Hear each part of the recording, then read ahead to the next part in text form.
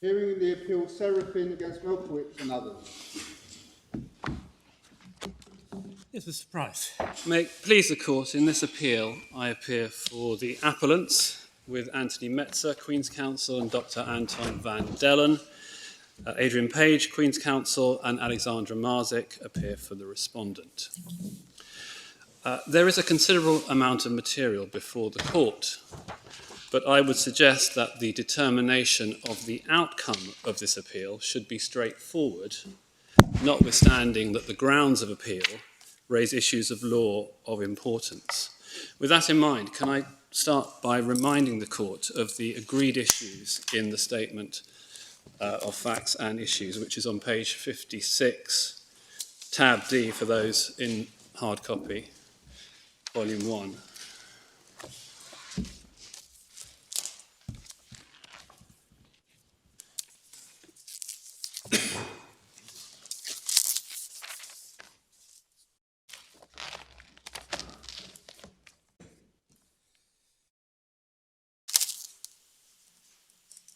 Page 56, at the bottom there, paragraph 45, You can see the three issues that are agreed. The first, should the judge's finding on section 4, the public interest defence, be restored? And just looking above at paragraph 43, there are 2 points of law of general public importance in relation to that issue in 45.1, namely the interpretation and application of section 4 and the correct standard of appellate review. In relation to the correct standard of appellate review, as far as the Reynolds defence is concerned, this was left open by the Supreme Court in Flood. Lord Phillips was the only justice to say anything substantive about it. It appeared that he favoured limiting the appellate's court's power to intervene to errors of principle and unreasonable conclusions. That is the standard for which the appellants contend. It's bolstered by subsequent Supreme Court and Privy Council's decisions in defamation and other contexts which have set that same standard. The respondent has served a lengthy case, but it does not address this issue. And I will proceed on the basis that the correct standard of appellate review is that limited to errors of principle and unreasonable conclusions.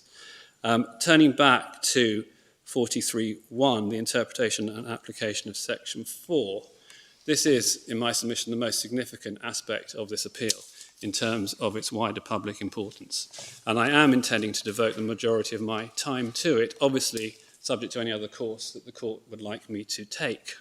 However, in terms of the disposal of this appeal, in my submission it's important to bear in mind that the judge applied the law as stated by Mr. Justice Warby in Economou and De Freitas. Mr. Justice Warby's approach was approved by the Court of Appeal. The respondent does not take issue with it, nor did the Court of Appeal in the present case. The judge at trial asked the questions apparently required of him by the Economou judgment in relation to the defendant's pre-publication inquiries. He also asked the question apparently required of him by Flood and Times newspapers as to whether publication of the information was in the public interest. The Court of Appeal disagreed with the judge's answers, but that is not a reason for overturning them. They were not perverse. No error of principle by the judge has been identified.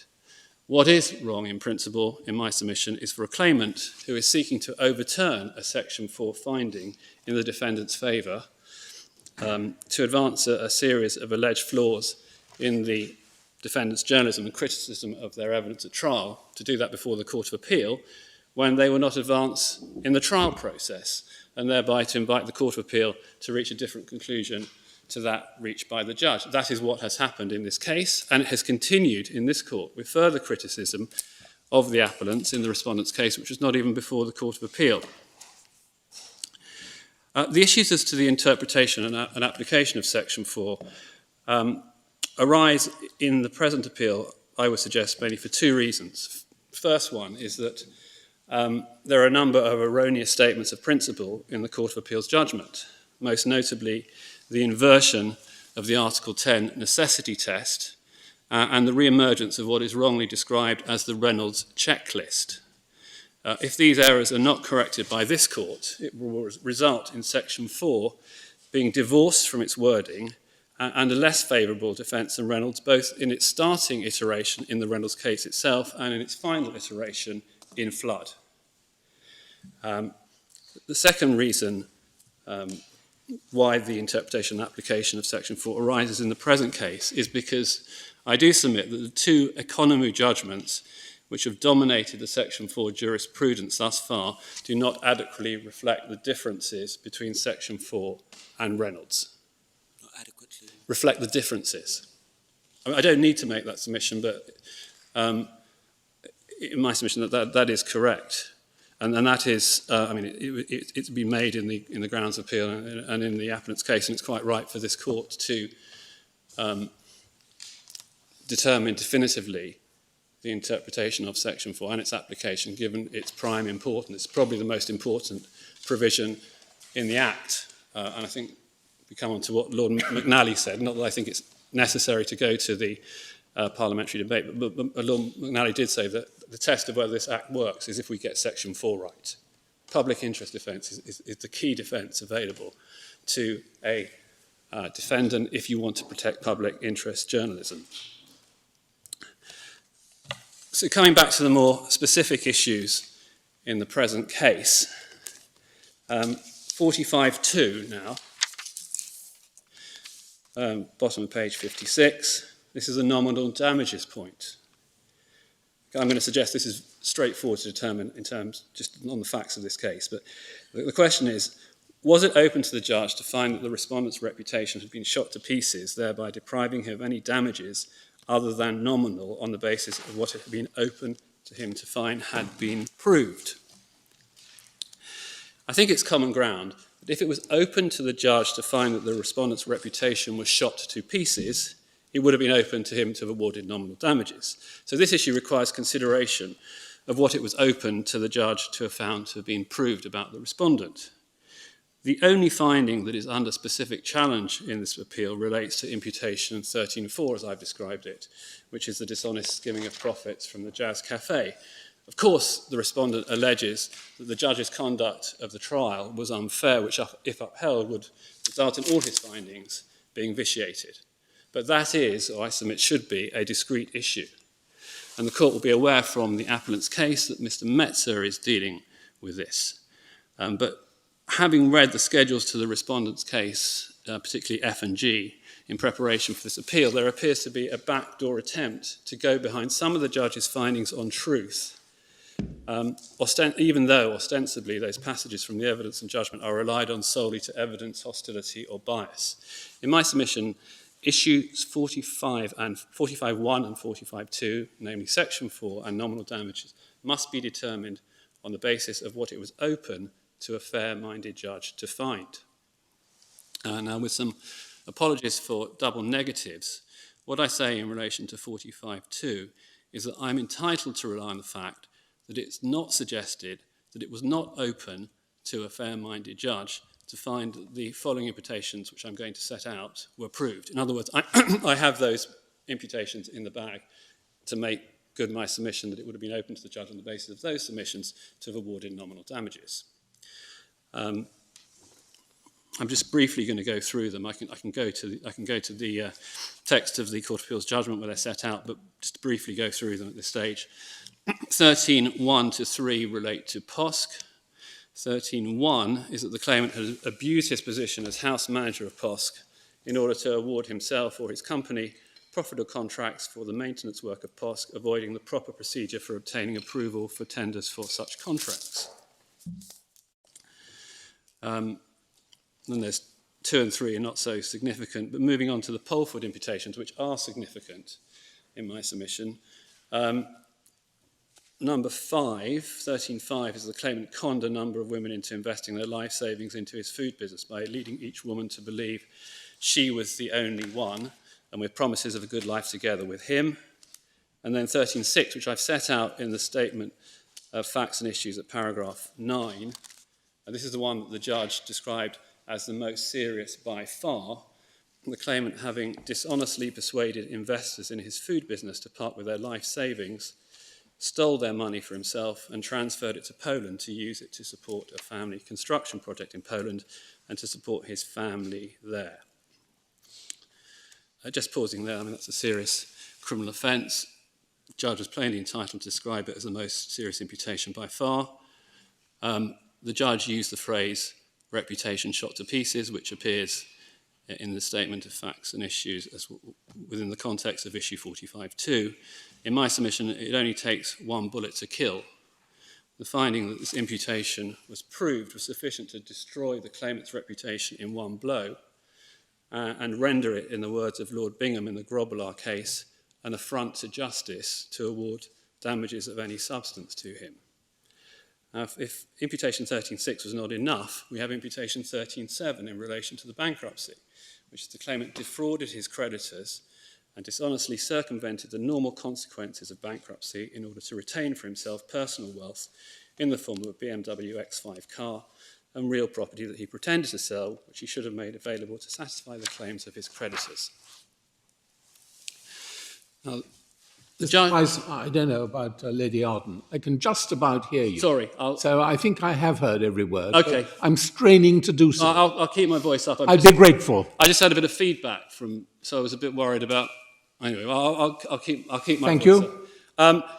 The judge didn't find that any of the Colby House imputations had been proved, other than one relating to the supply of food products close to their sell-by date, which he held not to be defamatory. And just in passing, in defence to the judge, who's obviously not here to defend any of his findings or his conduct, I should mention in passing there is no inconsistency between finding that an imputation of providing products past their sell-by date is defamatory, but not defamatory if it's close to their sell-by date. And if you look at the paragraphs of his judgment, I think it's 251 and 275, you can see that there is a material distinction between the two, and he shouldn't have been criticised in the Court of Appeal. That's paragraph 17 of the Court of Appeal's judgment where he's criticised for that. But anyway, I'm going to come back to these points. This was just a brief overview. I can come back because I'm conscious of the fact there's a limited amount of time, and there's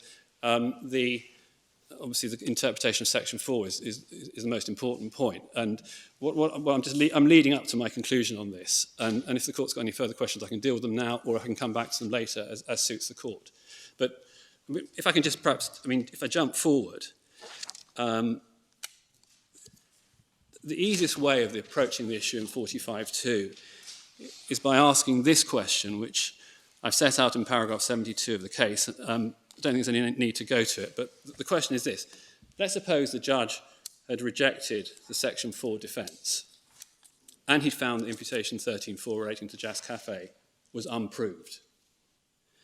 But he'd awarded nominal damages on the basis of imputation 13.6, and all the other adverse findings, which I was about to go through, and I'll continue to go through them now or another time, which are not under specific challenge. So you put all those things that he was entitled to find there, excluding section 4 and 13.6, and he said, I'm finding for the respondent in this case, I'm awarding 1p damages. Let's suppose the respondent tried to appeal that award of 1p damages, it would be hopeless. There would be no prospect of that award being overturned on appeal. So the answer to the question in 45.2 is plainly not.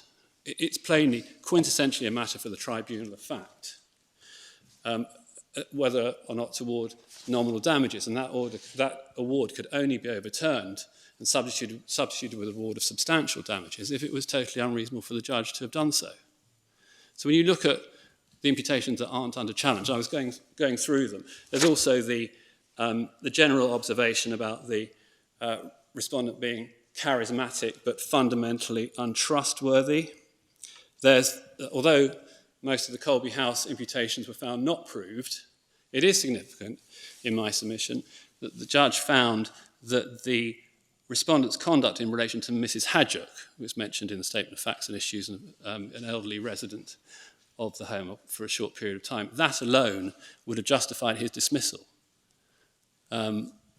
He also found that the dismissal was partly to do with the article. It was a combination of the article and his conduct towards Mrs. Hadjock. Mrs. Hadjock, on its own, was sufficient. And there's all the lies that the judge found that the respondent told in the course of the trial. So you can put all that into the mix, Putting all those things together, an award of 1p damages could not have been overturned by the Court of Appeal. That's the correct approach to issue 45.2. Again, this issue is not dealt with really in the respondent's case. What it seeks to do is to defend the Court of Appeal's decision to remit the assessment of damages to the judge at the retrial. But a retrial was necessary in any event in consequence of the finding that the trial was unfair. The next thing the respondent does is to suggest that the judge might not have awarded no or nominal damages if he'd found imputation 13.4 to be unproved. Now, I would suggest it's obvious from the judge's findings, most notably imputation 13.6, that he still would have awarded no or no damages. But the more substantive answer is this. The agreed issue in this appeal is, could the judge have properly awarded nominal damages if he'd found imputation 13.4 unproved, not whether he would have done. This also reflects the way in which the respondent's case was put in the Court of Appeal. Just coming back to the statement of facts and issues, if you can go back to paragraph 29 on page 52 and look at subparagraph 4,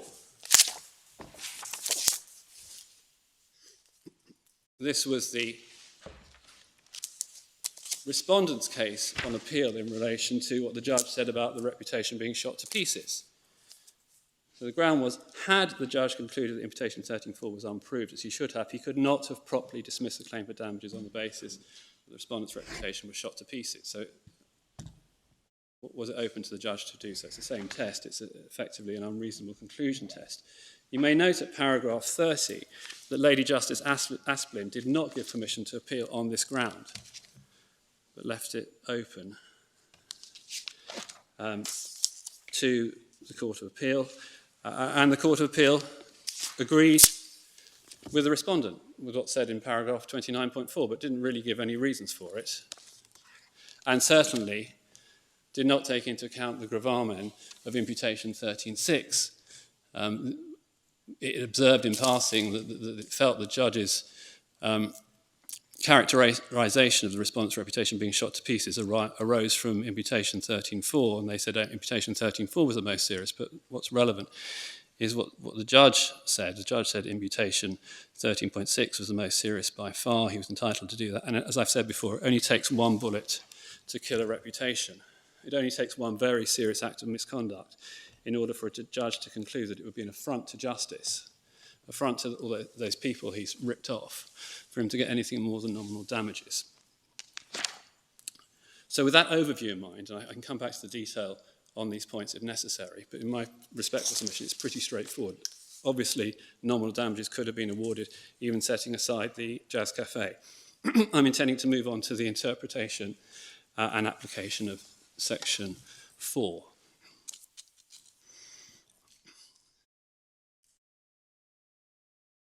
Before I go to the wording, I intend to put it into context. Firstly, with some general observations. The value to a defendant of a public interest defence to the publication of defamatory material lies primarily in the extent to which it can withstand a judge, sometime after the event, forming the view that the defendant should have done something differently. That's the value of my submission. You don't need it if you've done everything well, if you can prove everything's true. You need it if there's some suggestion that something has been done wrong. This could relate to some further information that the judge believes that the defendant ought to have acquired and included in the publication, or at least sought to have acquired it, or some error in the way the defendant has evaluated or presented the information that he has acquired. The experience of Reynolds and Section 4 is that the claimant's legal representatives make a raft of criticisms of the defendant. This is what has happened in the present case, although normally the process occurs at trial, not on appeal. The legal profession tends to attract intelligent people, and lawyers are experienced at finding fault after the event. If you subject any process to intense negative scrutiny by intelligent people, you will find fault. It may also be noted in passing that lawyers generally have no experience of the process and pressures of publishing a newspaper and may find it difficult to put themselves in the position of someone who has to do that. The benefit for a defendant in the concept of reasonable belief in the public interest, which is the heart of the Section 4 defence, is that it provides breathing space. It's a phrase that's been taken from the New York Times and Sullivan, but which appears in our jurisprudence. Mr. Justice Brennan said that erroneous statement is inevitable in free debate, and it must be protected if the freedoms of expression are to have the breathing space that they need to survive.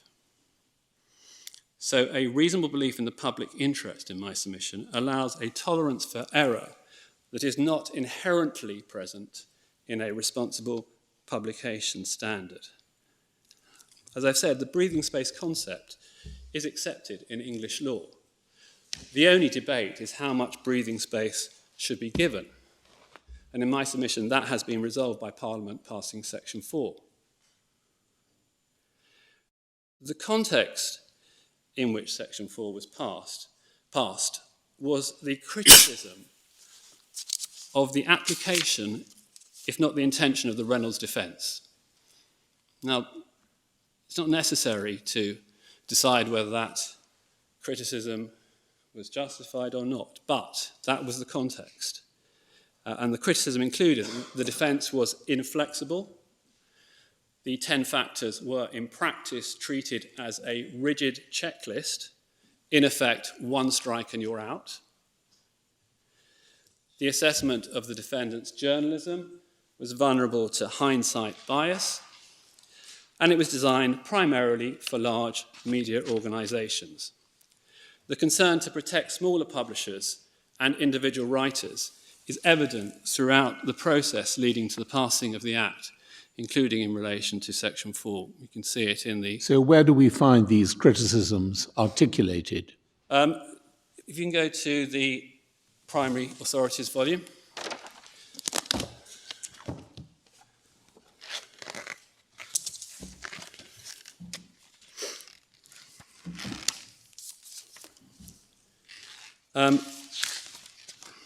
I'll just highlight some of the relevant passages, starting, it's Electronic Bundle 783, tab 4 of for those working on hard copy. Yes. Be a little bit of a whistle-stop tour through this, but 783 is the ministerial forward to the draft bill. And second paragraph, there's been mounting concern over the past few years that our defamation laws are not striking the right balance, but rather are having a chilling effect on freedom of speech. Fourth paragraph, particularly concerned to ensure the threat of libel proceedings is not used to frustrate robust scientific or academic debate. There's a reference in the fourth paragraph to the costs of proceedings, which is an important part of the context. Although the bill doesn't actually deal with costs, it's the chilling effect of the huge costs that can be incurred in defending a defamation claim. Just turning over to the next tab, page 787. This is the consultation in relation to the draft bill. You can see at the top of the page, at that stage, it was the responsible publication test, not the reasonable belief. Paragraph 8, common law defence has been developed by the courts in this area in recent years, initially in the case of Reynolds. However, concerns have been expressed by NGOs, scientific community and others. There's a lack of certainty of how the Reynolds defence applies outside the context of mainstream journalism. This creates a chilling effect on freedom of expression. Reporting have indicated the current common law provisions in Reynolds are difficult to rely on, and this has led to a situation where legal advice to them on running the defence is extremely cautious and discouraging, and so the defence is seldom used. They believe that statutory defence would help small organisations to be more robust in reaching decisions in favour of publication. 9, the media and publishers also expressed concerns about the way in which the Reynolds operates in practice and have found the defence very complicated and expensive to run. Now, at this stage, Lord Nichols' 10 factors are still within the draft bill, so we can come on later as to the reason why they were dropped. Then we can move on to the Joint Committee on the Draft Defamation Bill, the next tab, page 793.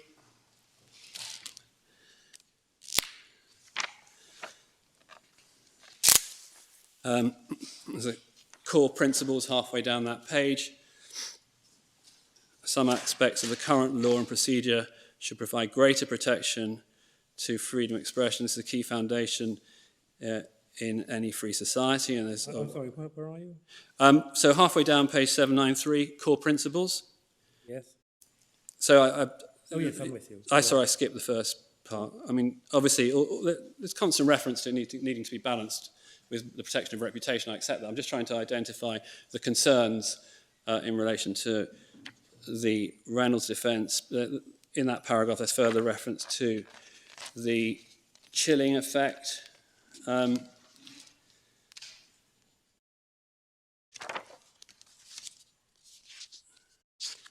Well, I didn't want you to make too much of a detour, Mr. Price, so why don't you rejoin the main road? Thank you.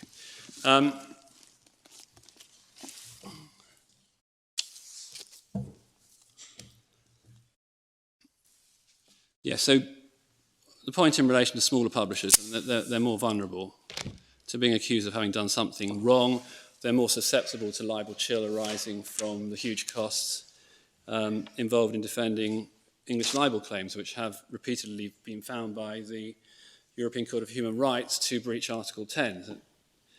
That was the backdrop. And in fact, it was cases involving individual defendants who were being sued but facing the same legal and cost regime as big media publishers, which was the driver for the various campaigning groups, such as the Libel Reform Campaign, Sense About Science, English Pen, which brought about the Act. But that's not really to do with the balance between freedom of expression and protection of reputation. It's to do with the cost of legal proceedings. Yes, it's part of the context, though. I don't want to stress it more than that.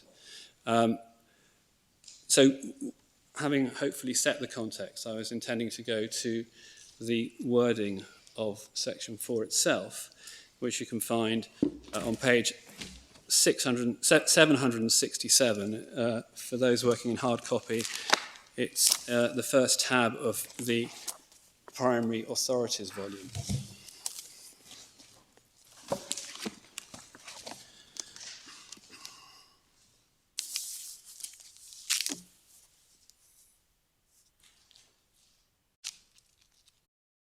This defence requires the defendant to prove 3 things, all of which are questions of fact. The first, which is in subsection A, relates solely to subject matter. The statement was on a matter of public interest. Those are the same words as was used in the common law defence of fair comment, which was replaced by Section 3 of the Act, and the subject matter public interest requirement was removed in fair comment, but it's the same words. The use of on... I'm sorry, I didn't quite catch what you said. Are you saying that the fair comment defence in Section 3 is also confined to matters of public interest? No, it's not. So no, I didn't think it was. The common law defence of fair comment, we all know it's fair comment on a matter of public interest.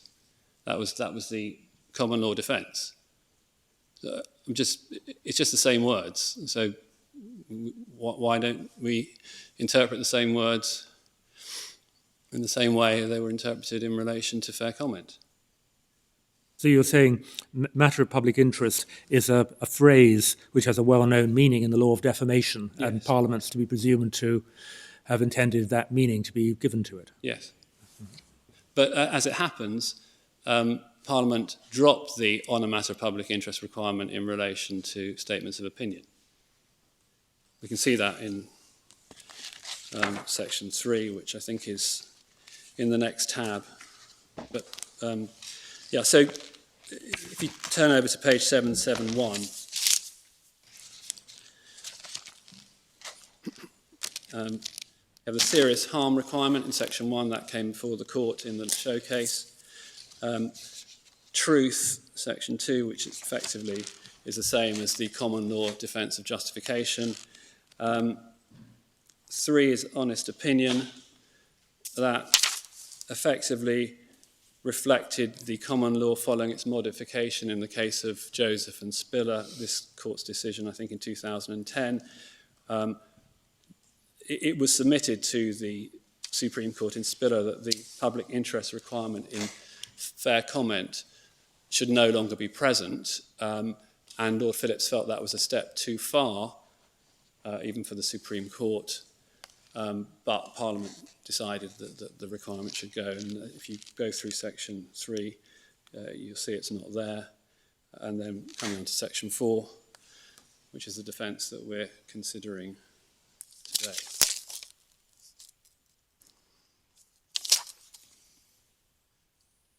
So if I may return to section 4, which I think is probably best viewed on page 767.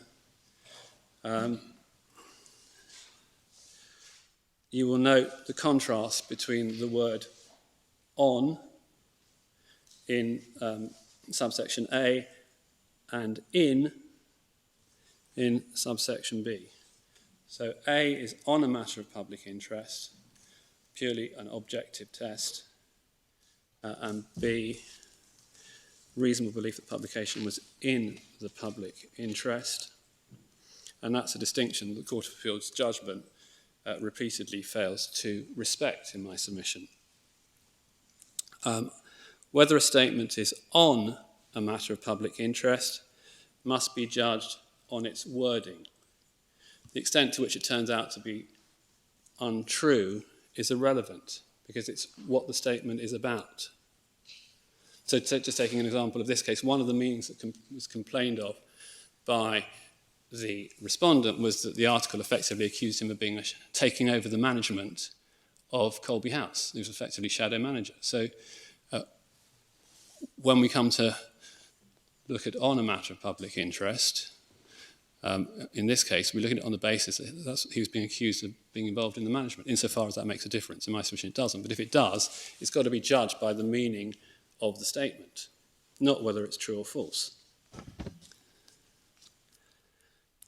The fact that a statement is on a matter of public interest does not mean that its publication is in the public interest, or that the defendant reasonably believed it to be so. But looking at it the other way round, it's difficult to see how publishing the statement could be in the public interest without it being on a matter of public interest.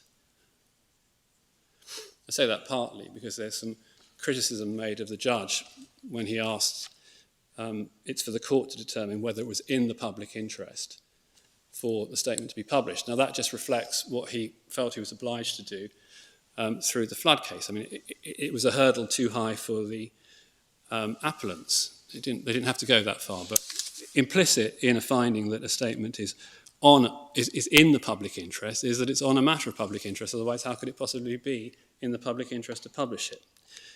In any event, what matters is the defendant must satisfy both subsections. Moving on to subsection B, that has two elements. The first is that the defendant believed that publishing the statement was in the public interest. This is a primary fact. It requires some mental focus at whatever level at the time of publishing as to the public interest in doing so. A belief that publication was in the public interest was not something that was required by the Reynolds defence, or at least not explicitly so. While the appellant's case is that Section 4 is a more favourable defence, it may be noted that in this respect at least, it does require the defendant to prove something not previously required. Next, and most importantly, one would think in most cases, the belief must be reasonable. This is an evaluative fact. Now, if we could put ourselves in the position of just considering the wording of section 4.1b without any awareness of the Reynolds cases that had come before, the starting point in any assessment of whether the defendant's belief was reasonable would be the reasons why the defendant held the belief. That would be the very first thing you'd want to know if you were answering that question. Well, why? Okay, he believed it was in the published interest. Why did he do so? What were his reasons? And you'd analyse those reasons and work out if they were reasonable. You would accept, as you'd have to do, that if you took a different view from the defendant about whether publication was in the public interest, it doesn't mean that the defendant's belief was not reasonable. The defendant could take a different view, he could be wrong. There's a breathing space within the concept of reasonable belief. And if you believe that the publication was in the public interest, as the person who has to answer this question, it would inevitably follow that the defendant's belief was reasonable, even if it was based on different grounds. These are fundamental points that flow in my submission from the concept of reasonable belief, and one can see them in the case of Chesterton Global and Nur Mohammed, which I've cited in the case. It's at page 1203 of the authorities bundle. I wasn't intending to go to it, but it's there, and these propositions just flow from whatever the context, they're inherent in the concept of reasonable belief in my submission.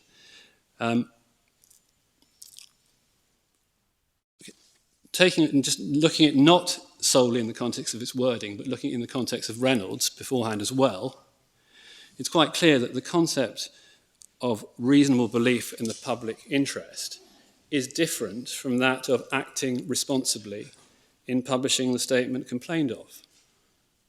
That was the original wording, which you can see if you just jump forward to page 785 in tab 5 for those working from printed copy.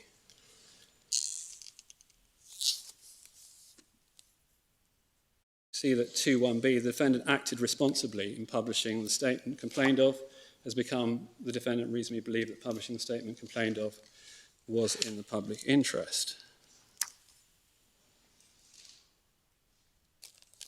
If these two concepts were identical, there would be no point in Parliament amending the draft bill.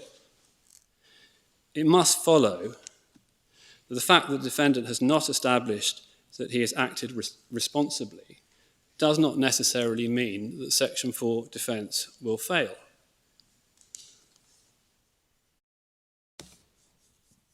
If I can now continue with the remaining parts of Section 4 as it was passed, I will come back to the draft bill.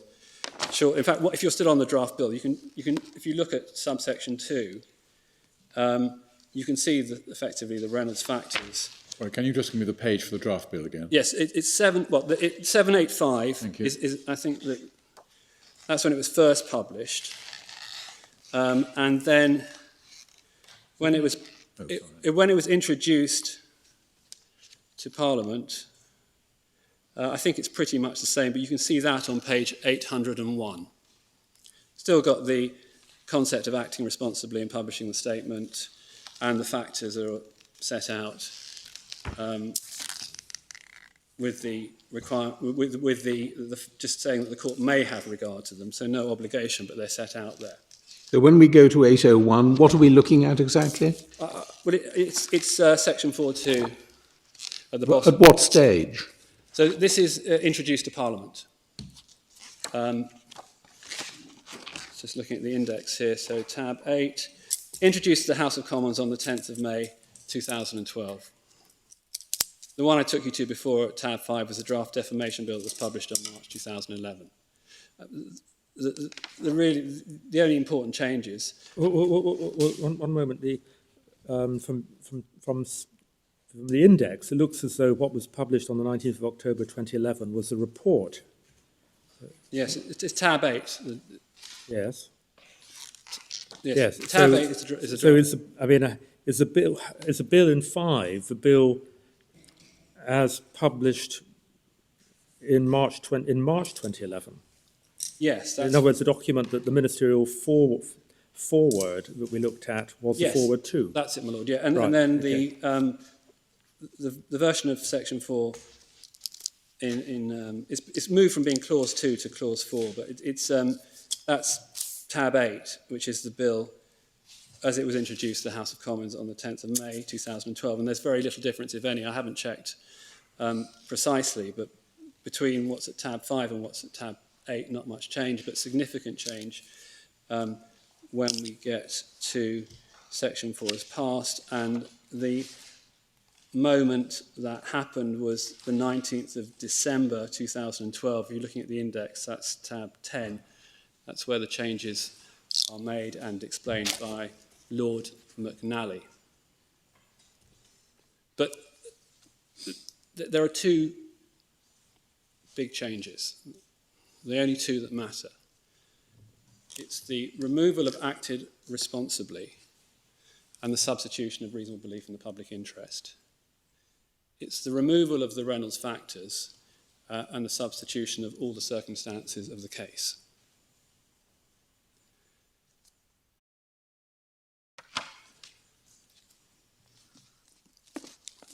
So, on that point, so going back to section 4, we need to look at subsection 2 as it was passed, so back to page 767, the first tab of that bundle.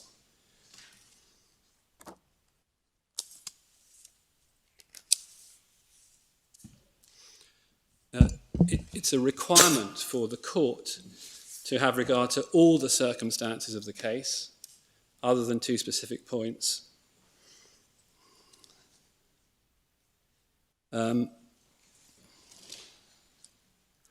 So, viewing it from the perspective of someone who knows nothing about the law, on its face, subsection 2, the law as it previously was rather, subsection 2 doesn't add very much. I mean, ordinarily, the court would consider all relevant circumstances of the case in order to reach a decision.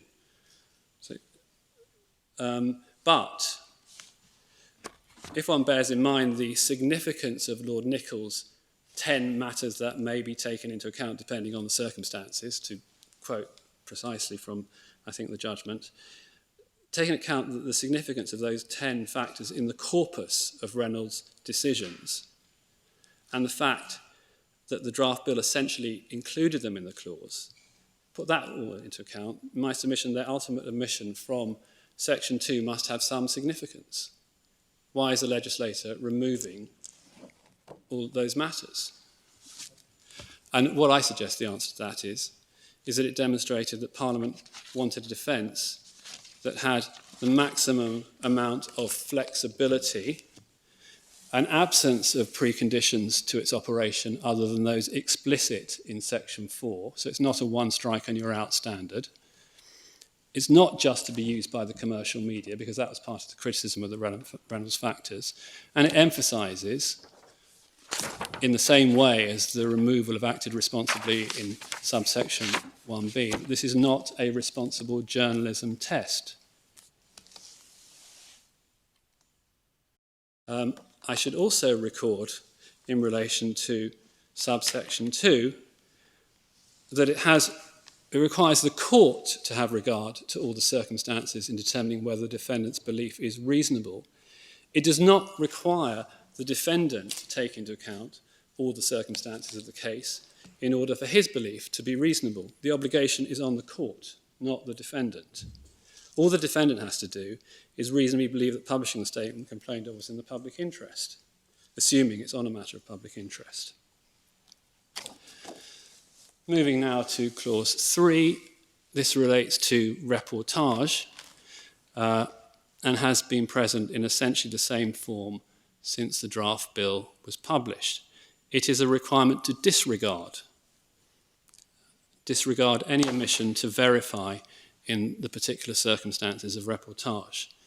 It does not impose a requirement to take into account any omission to verify in any other circumstance, let alone make it a condition of the defence succeeding.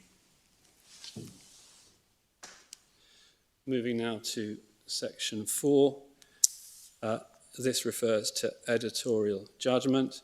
This is a mandatory requirement on the court to make such allowance as it considers appropriate.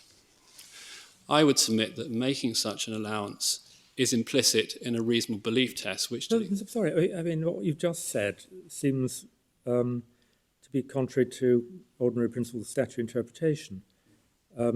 Subsection 2 qualifies the general obligation to have regard to all the circumstances of a case by reference to subsections 3 and 4, okay? So subsection 3 only applies where in particular circumstances, where the statement was part of account of a dispute to which the claimant was a party, okay? So if subsection 3 doesn't apply, then the implication is that the subsection 2 requires the court to have regard to all the circumstances of the case. Now, that would include whether it was reasonable for the defendant to believe that publishing the statement was that would include the omission of the defendant to take steps to verify the truth of the imputation. Yes, I'm not saying it's exclude. No, what I'm saying is there's not an obligation. It may well be relevant, but it's not. It doesn't. There's an obligation on the court to have regard to that. Well, no. It must be because 2 imposes the general obligation to have regard to all the circumstances of the case, but in circumstances where subsection 3 applies, directs the court to disregard that particular matter. So I'd have thought the implication of that is that where subsection 3 doesn't apply, there is no obligation on the court to disregard that matter. And if on the facts it applies, then it forms part, it's one of the circumstances of the case. Yes, I readily accept that. I think you're only saying, aren't you, that it's not a deadly sin? Yes. It's a relevant factor, but it's not falling foul of it isn't a one strike and you're out factor necessarily. Yes. It might be. I mean, there may be a case in which that's the largest item in the scale. Yes. Well, if that's what you're saying, then we're at idem. I'm sorry if I wasn't clear. I suppose, just as a matter of logic, there's nothing in this section which specifically requires the court to take into account whether the defendant properly verified before publishing. But of course it may... I don't want to make general... what I'm trying to say is that there's no general rules. Of course the court may well want to take that into regard. I mean, it would usually be part of the circumstances of the case. So, I mean... Well, it's not a matter of discretion. The court must have regard to all the circumstances. Yes, but if the court thinks... if that is one of the circumstances, the court has to have regard to it. Well, it doesn't... There's nothing... If the court feels it's relevant, then it has to take it into account. I mean, all the circumstances of the case must be in all the relevant circumstances of the case. And if the court thinks that's relevant, then it can take it into... Then it must take it into account. But I don't want to make too much of this, because I accept that the court has got to consider all the circumstances of the case, and verification will often be... I'm just trying to be a relevant factor to take into account. I'm just trying to say that it's not, as I say, it's not a one strike and you're out test. So, the context is likely to be that the publication has included an untrue defamatory statement. Yes. Or at least a defamatory statement that the publisher can't prove is true. Yes. Yeah. That's why you need the defence. Quite. I mean, obviously there's cost issues with proving truth, but that's why I said right at the very beginning that the value of a public interest defence to a defendant is where the court down the line thinks they've done something wrong. In fact, not just an untrue defamatory statement in the way in which we've traditionally understood it, but one that causes serious harm. Yes.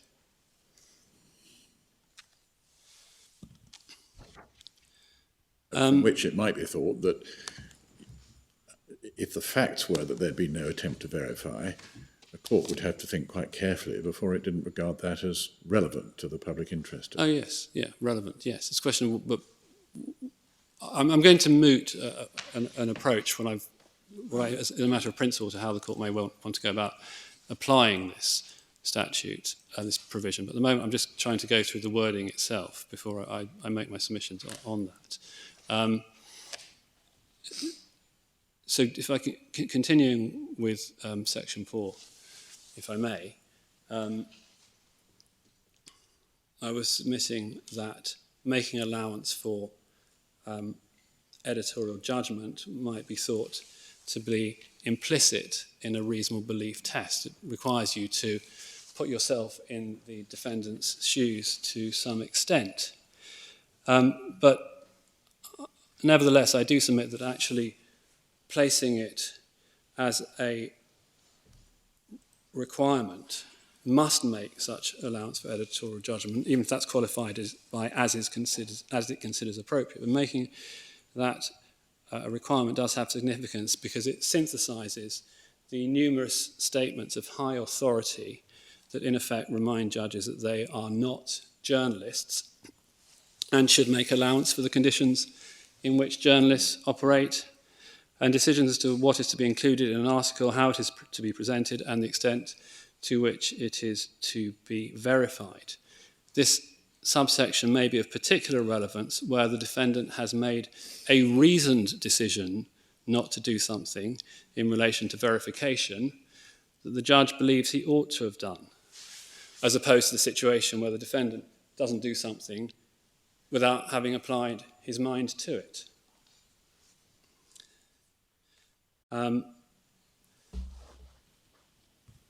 The appellant's grounds of appeal submit that Section 4 is a more favourable defence than Reynolds. This is because Reynolds was generally understood to be a defence in relation to the publication of information that was in the public interest to publish and which had been the subject of responsible journalism, whereas Section 4 merely requires a reasonable belief that publication was in the public interest, and there is no independent requirement of responsible journalism. So while I submit that this is a more favourable defence, I do accept that the Reynolds defence was subject to a number of iterations, often within the same case, and some came closer to the reasonable belief standard in Section 4.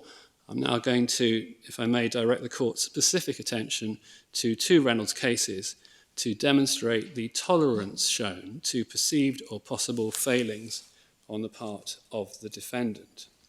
The first is the judgment of Lord Mance in Flood and Times newspapers, and the second is GKR Karate and Yorkshire Post newspapers, a decision of Sir Oliver Popperwell. GKR is closest in its facts to the present case, and is a good illustration of what I will submit should be the correct approach to determining reasonable belief in the public interest, where the defendant's belief in the public interest relates to the exposure of wrongdoing by the claimant. That's the GKR case. So if I can start with Lord Mance in Flood, that's on page 980. It's tab 13 of the Primary Authorities bundle.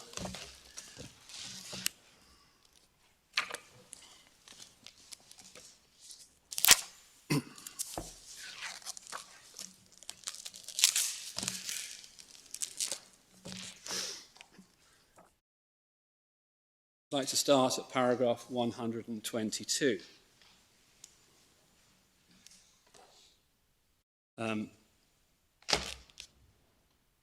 Contours of a defence of public interest privilege.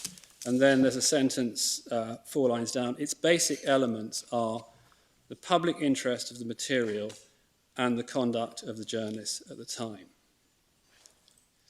And then moving on to paragraph 123, this is the paragraph that's cited in the Respondent's case. Although the words I've cited from Jamil's case treat the conduct of the journalist as a separate element of the test, an alternative approach subsumed the second element within the first. It will not be, or is unlikely to be, in the public interest to publish material which has not been the subject of responsible journalistic inquiry and consideration. Just make two observations on that. There is an acceptance that there's not an equiparation between responsible journalism and whether publication is in the public interest. So even on its face, that's an acceptance. There could be circumstances where the journalism was not responsible and it's still in the public interest to publish. And secondly, the Section 4 test is not whether it is in the public interest to publish, but whether the defendant reasonably believes that it was in the public interest to publish. So that's a further relaxation, a further point in the defendant's favour, divorcing Section 4 from a pure responsible journalism objective test.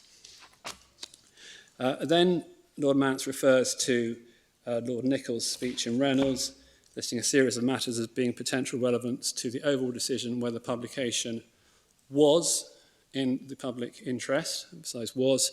The court will no doubt be familiar with these 10 factors. I just want to point to one because it's one that was repeatedly raised in Reynolds' cases, and Lord Mance says something about it further on in his judgment, and it's raised in the present case. It's number 3, the source of the information, so it's just below little b on the side. The source of the information, some informants have no direct knowledge of events, some have their own axes to grind or being paid for the stories. Lord Nichols noted, by the way, just going back to the top of that paragraph, that the comments are illustrative only, but that phrase, axe to grind, is raised in almost every single reply in a Reynolds case or a Section 4 case, is your sources had an axe to grind. And Lord, as I say, Lord Mance says something about that further down in the case, which I'll come to.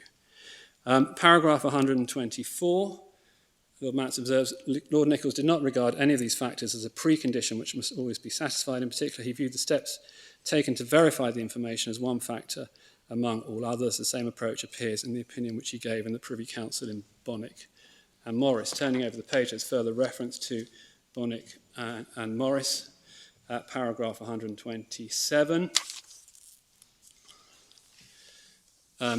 It is for the court to determine whether any publication was in the public interest.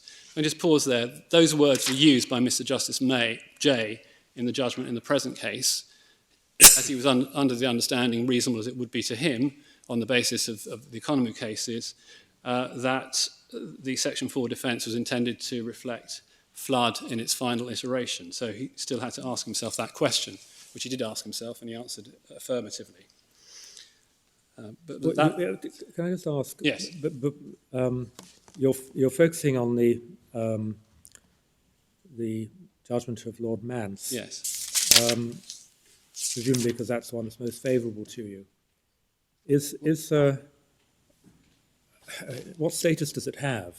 Does that represent the view of a majority of the court, or does another judgment represent the majority view?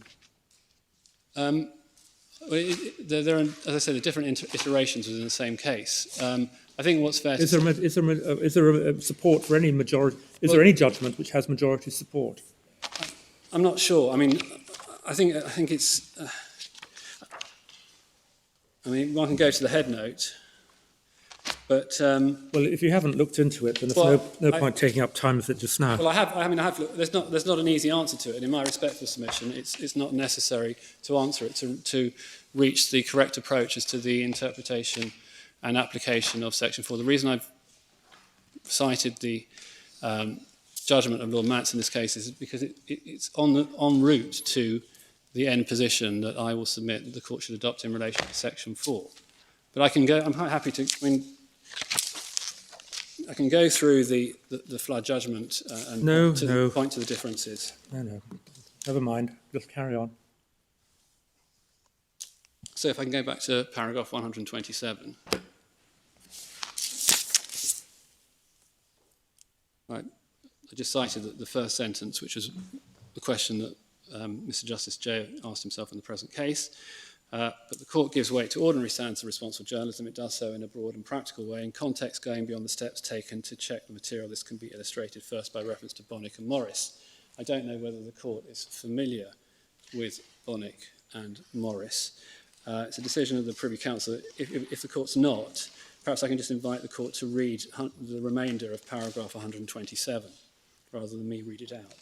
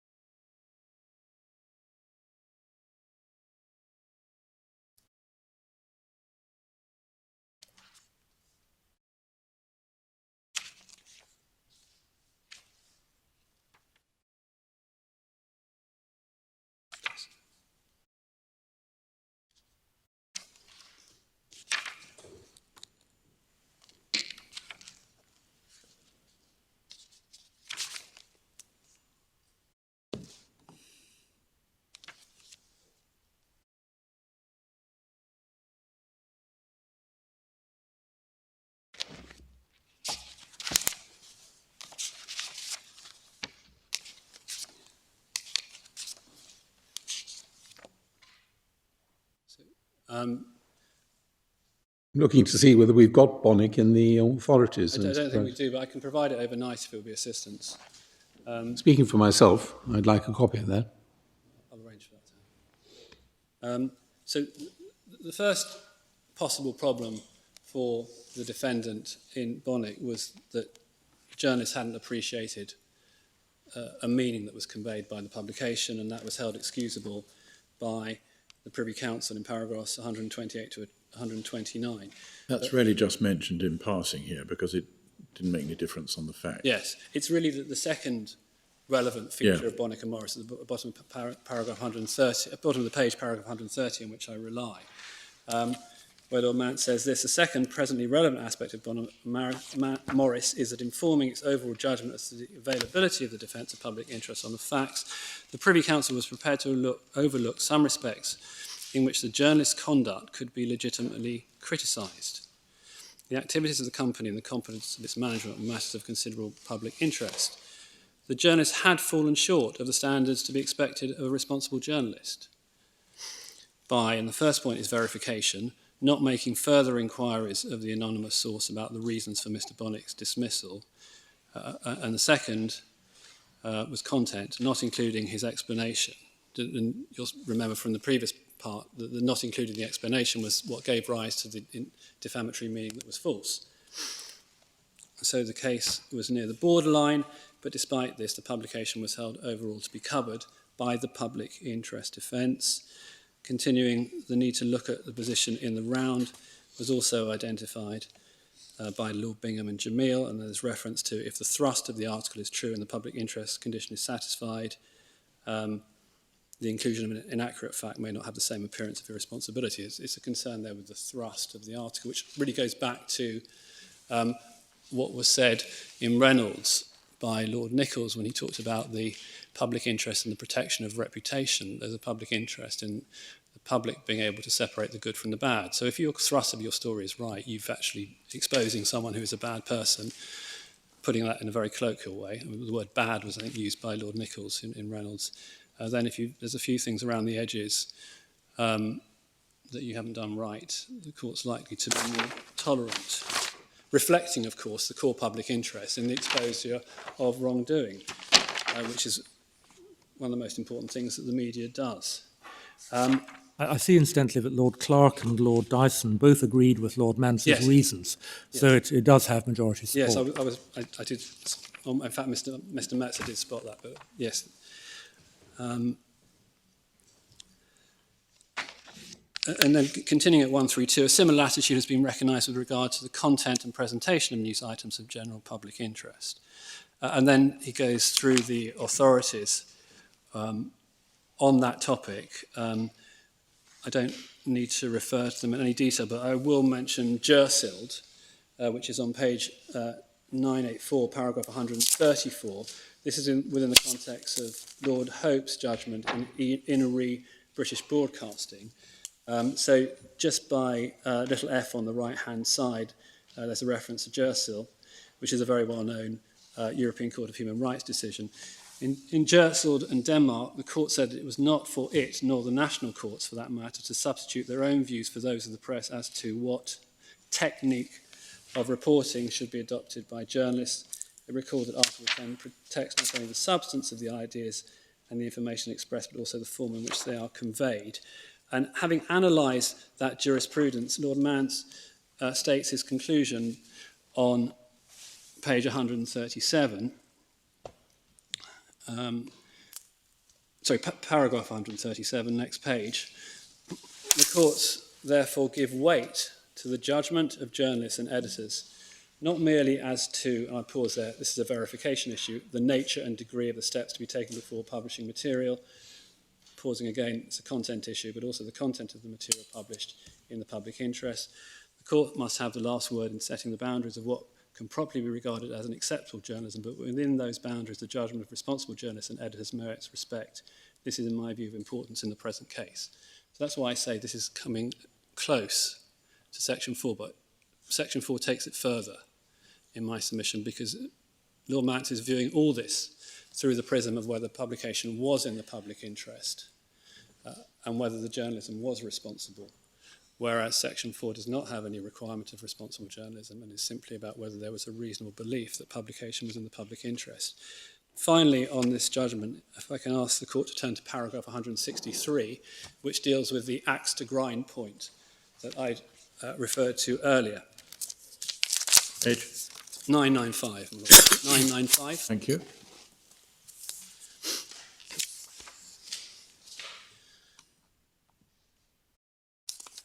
So these are various factors that emerged in the Flood case. Third, Mr. Gillard, he's the journalist, was aware and so had in mind as a reason for caution that the ISC insider had issues with Mr. Hunter, or what might be called an axe to grind. But, as he said in his evidence, sources often do have. That is the practical realities of journalism. Obviously, if you're relying on one source, you may need to be a bit more careful. But where you have got multiple sources in different contexts who are all saying the same thing about the claimant in essence, this concept of an axe to grind is really not something to be wielded against the defendant. Can I now move on to the GKR karate case, unless I can be of any assistance in relation to any other aspect of Flood? No doubt my learned friend will take you to passages if she thinks it assists her. Now, I'm sorry this isn't in the primary volume. It's in the second volume in part 1. It's on page 1271 at tab 23.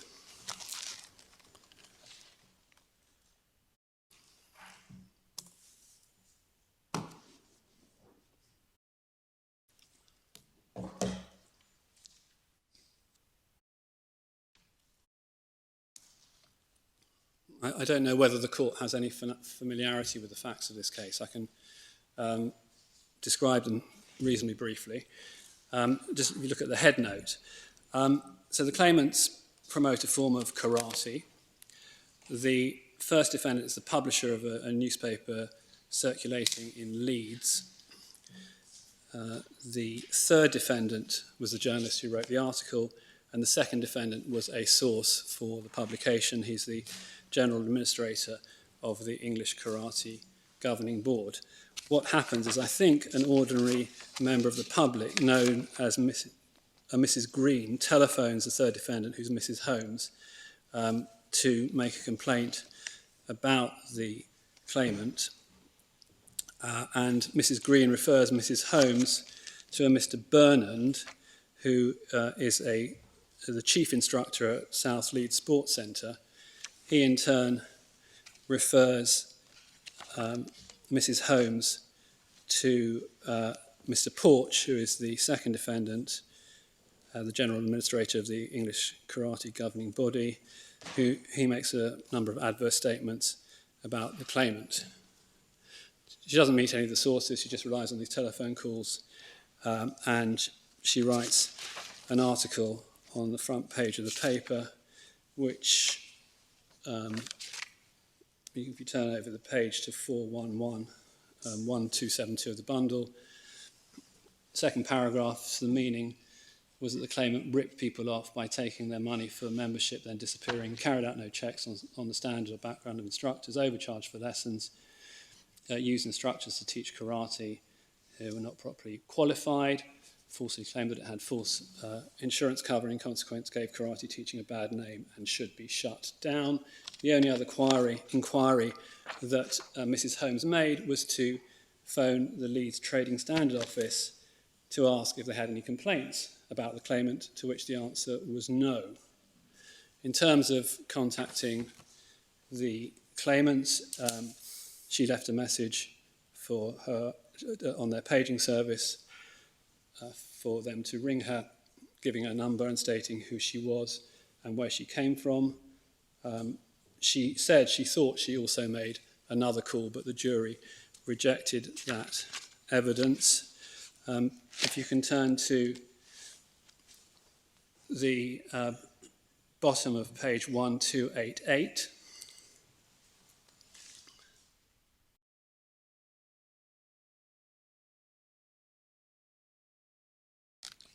You can see the cross-examination there. However damaging it is to a company, do you think you can discharge your duty of contacting them and asking their side of the story? If you make one phone call, leave a message, and if you don't get an answer, is that it? No. Well, help my lord and jury, please. What's your position on this? I would probably have rung twice anyway, certainly twice. Are you saying you did? I don't know, I can't honestly say. In the light of the jury's finding that she did not possibly make a second phone call, Mr. Carman submits with some force. So on Mrs. Holmes' own evidence, she failed to give JKR a reasonable opportunity to respond. There were a number of other criticisms of her conduct which were accepted by the judge. If you can turn back to page 1284. Where are we going with this? We're going into the facts of this first instance decision in a lot of detail. Is there a proposition of law that you're taking from it? I'm suggesting that this is going to illustrate a mooting the correct approach to Section 4 in cases involving the... This has nothing to do with Section 4. No, but in terms of its... I'll deal with it very quickly then. If it's worth dealing with at all, it's worth dealing with properly. So yes. I'm not suggesting you rush it. I'm just wondering why we're looking at this case in such detail. What I'm going to submit is that when one is dealing with cases involving the exposure of misconduct, the starting point in the Section 4 inquiry, in general terms, should be looking at the reasons why the defendant believed that publication was in the public interest. That's what's required by Section 4 as a starting point.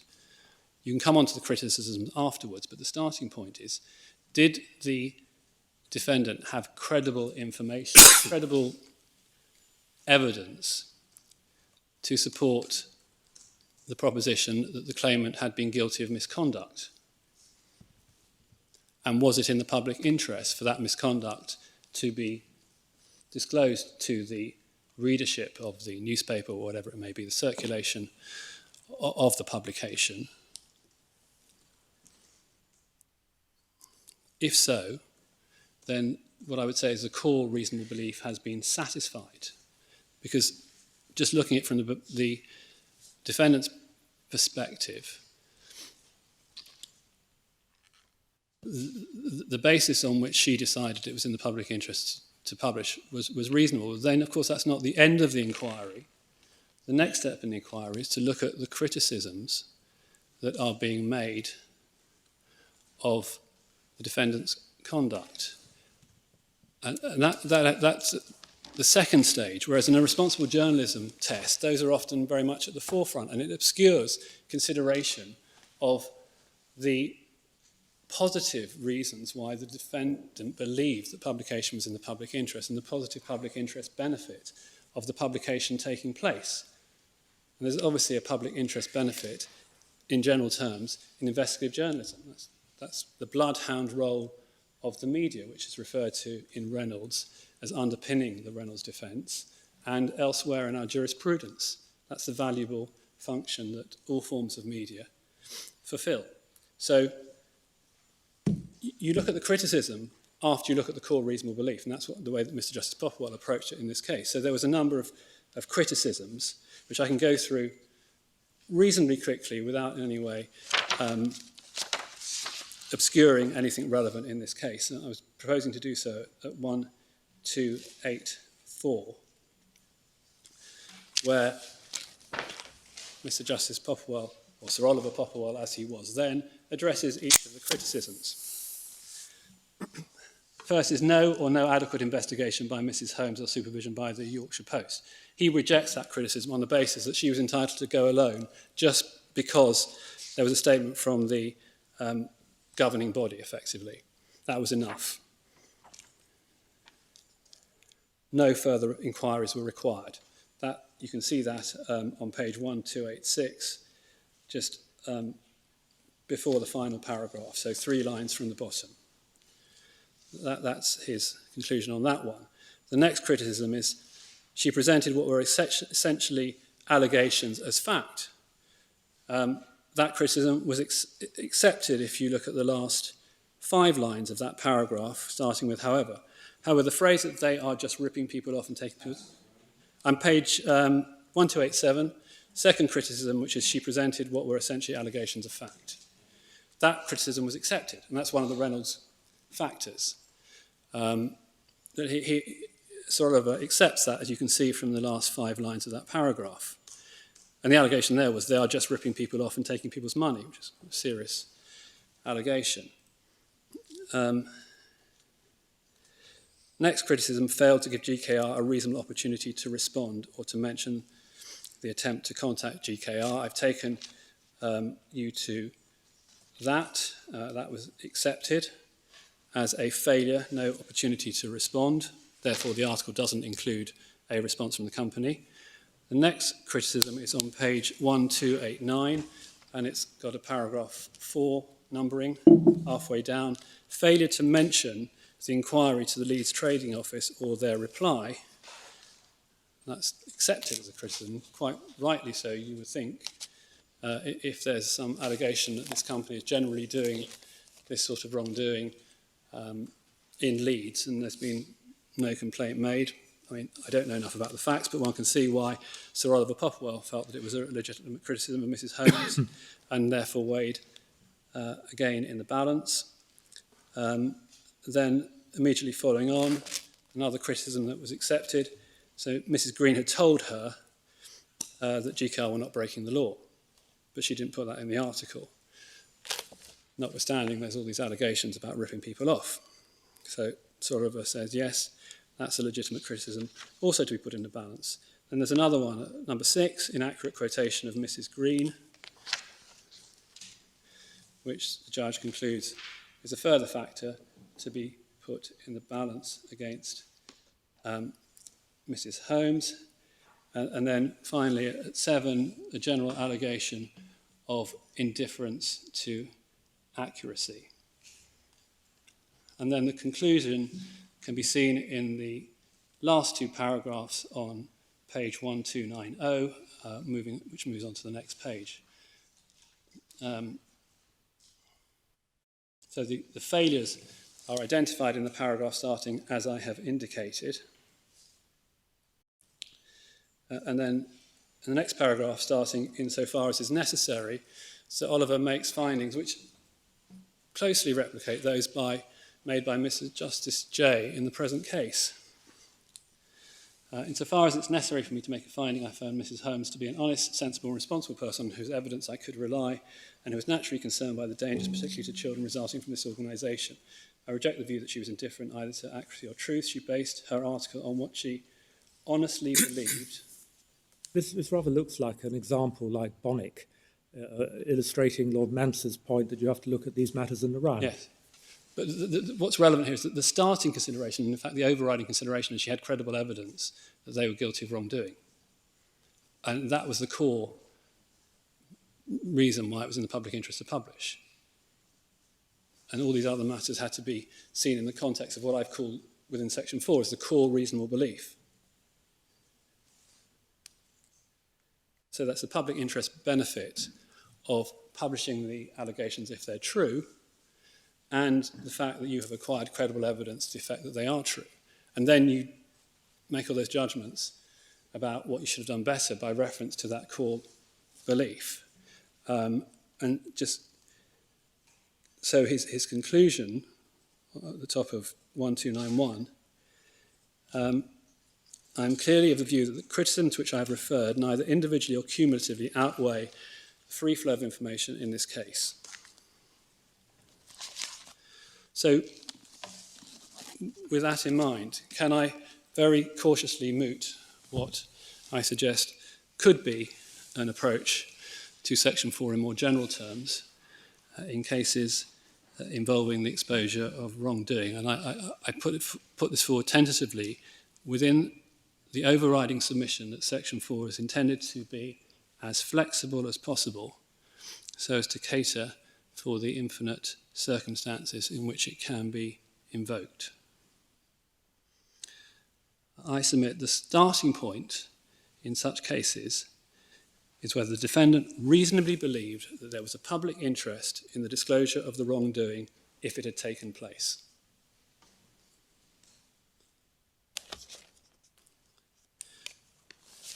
The second is that the defendant had acquired apparently credible information to the effect that it had.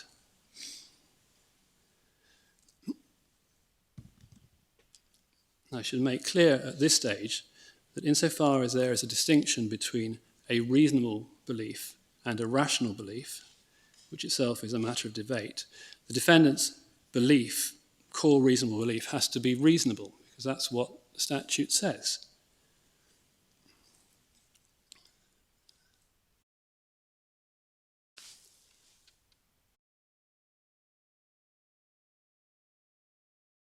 Whether information is apparently credible is an objective test, but it factors in how it would reasonably appear to the defendant. That is the core reasonable belief. Where the claimant makes criticism, as claimants inevitably do, such as how the defendant presented the information, or alleges failure to verify, including failure to obtain the claimant's side, there is in my submission a two-stage process. First, is each element of the criticism justified? If not, it's ignored. Secondly, individually or cumulatively, which is essentially the words used by Sir Oliver Popplewell and G.K. Karate, the defendant's errors have to be of such a magnitude fundamentally to undermine the core reasonable belief if the defence is to fail for this reason.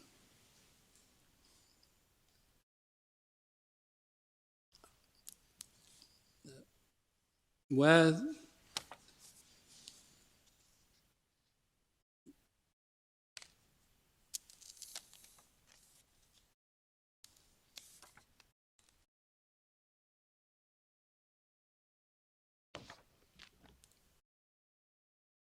the defendant has made a considered editorial decision not to do something that the claimant alleges should have been done, in determining whether the criticism is valid and what weight it should have in undermining the core reasonable belief, the court should show respect to editorial judgment as is required by Section 4.4 and try so far as possible to see it through the defendant's eyes at the time.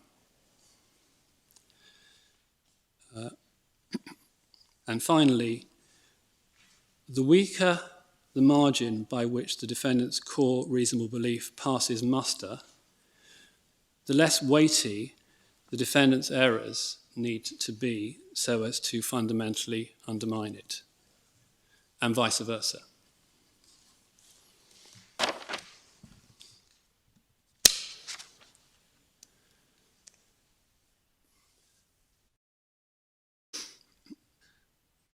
I was now intending to turn to the numerous errors of principle that I respectfully submit appear in the Court of Appeal's judgment in the context of the submissions that I have made on the correct interpretation of Section 4.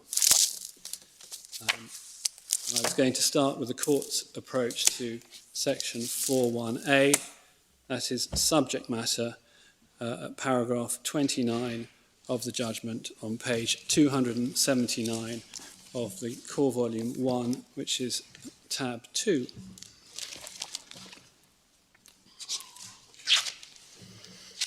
I think you said 279? 279. Yeah, thank you.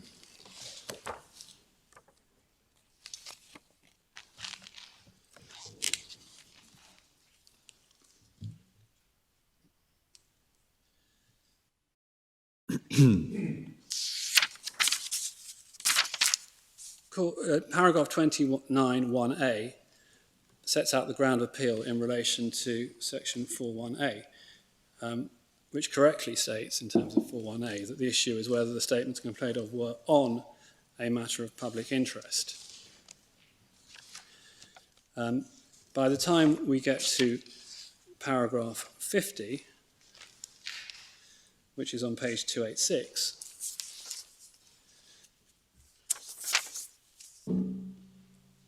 one can see the conflation with the question of whether the publication was in the public interest. It's a heading above 50. It's a fair point, but of course, the first sentence of paragraph 50 puts it properly. Yes, on its own, totally accept that. One of the reasons I've drawn attention to this is because in the respondent's case at paragraph 29, they blame this on the judge. They say, oh, it's because the judge asked this question. But actually, it's not a fault of the judge. It's clear from the grounds of appeal that the respondent certainly understood that the judge had made a finding. The statements were on a matter of public interest. So you can't blame that on the judge. If we can now go back to look at the statements of law, which purport to be in relation to section 41A, they start at paragraph 33 on page 281. With a heading above 33 of what is public interest. Again, that's ambiguous. Not of itself a killer point, but it's a fair point to make when one considers the remainder of the judgment.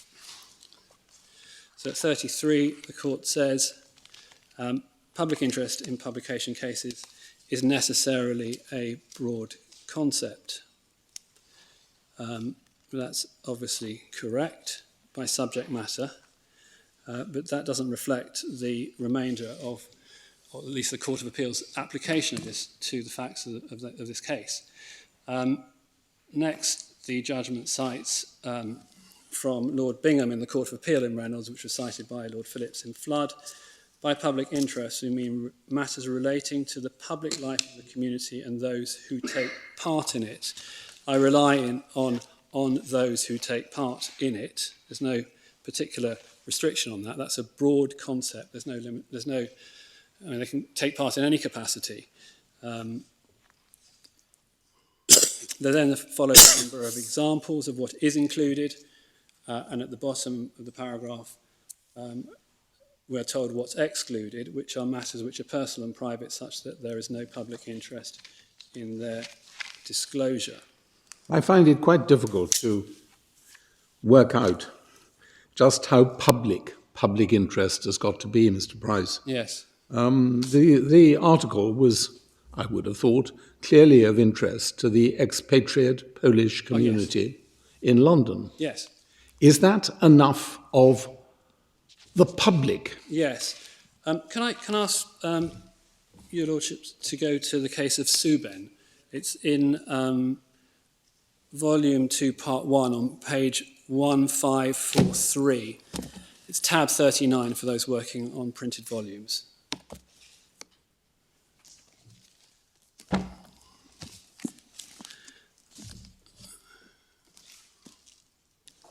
This is a case involving the Mauritian community. I said 1543. 543, that's what I said. Well, yes, the passage I want to refer to. Paragraph 24. Yes, paragraph 24, that's it. I mean, we perhaps should start on paragraph 1, which introduces the title. Mauritius now, circulation of 1,000 in England and Wales. So the coverage of those in the UK who are of Mauritian origin.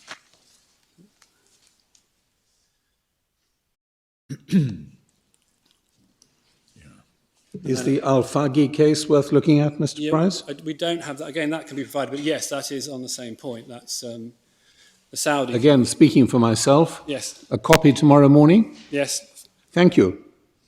So the Anglo-Saudi community, I believe that one is.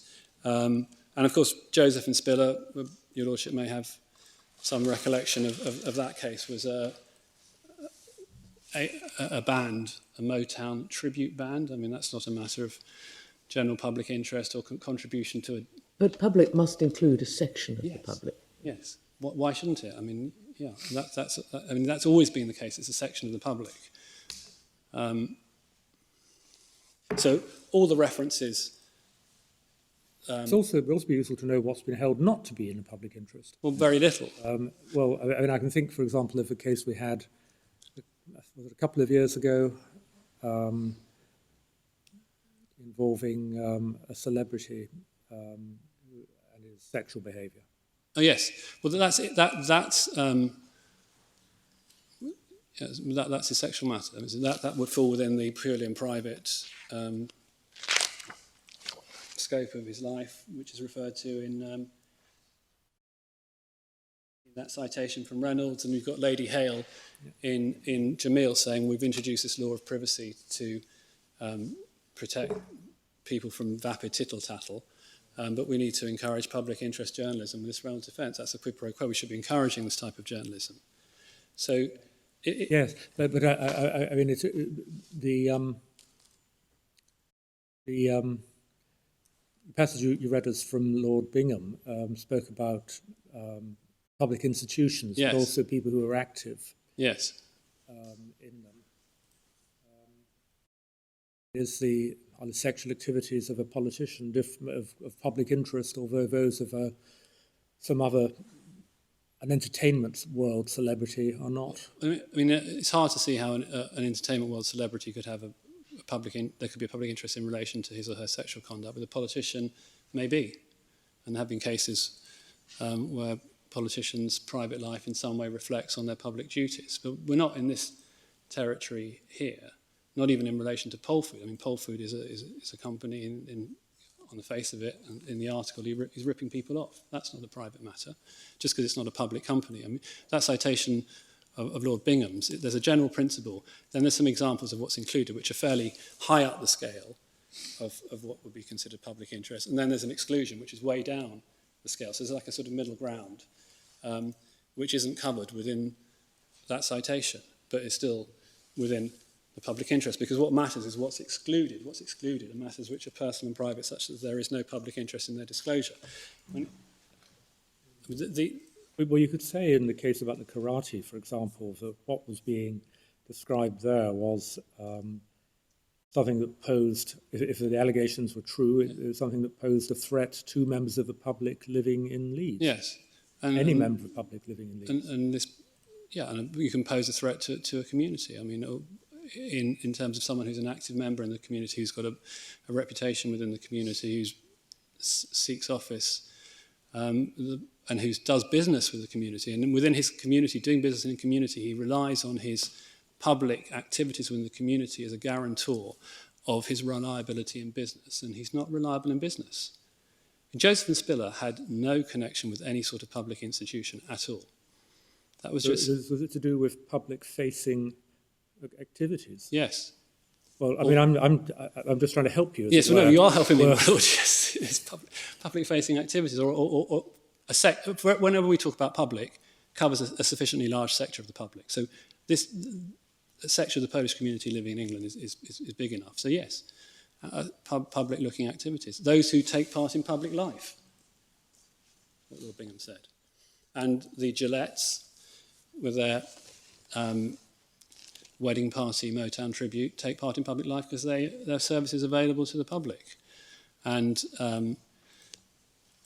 but can it go so far as to mean that something affecting the business ethics of any person offering goods or services to the public generally attracts public interest? Well, I would submit, yes. I don't have to go on that far in the facts of this case. No, I'm just looking to see what the boundaries are. Another document I perhaps could have put in the bundle is the IPSO code, which has a definition of public interest, which has precisely that, without any sort of limitation on it. I would like to see that. I can hand that up right now, if I may. Thank you.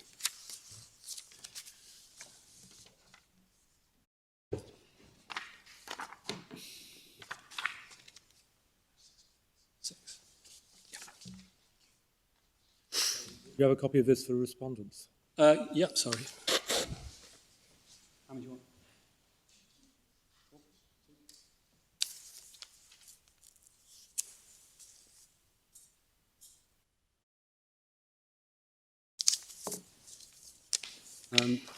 Thank you.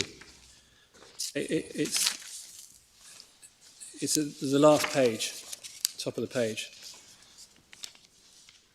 Could you, if you do hand things up in paper, email us Yes. copies? Because speaking for myself, I'm very likely to be working on this case entirely remotely. Yes. using electronic documents and not paper.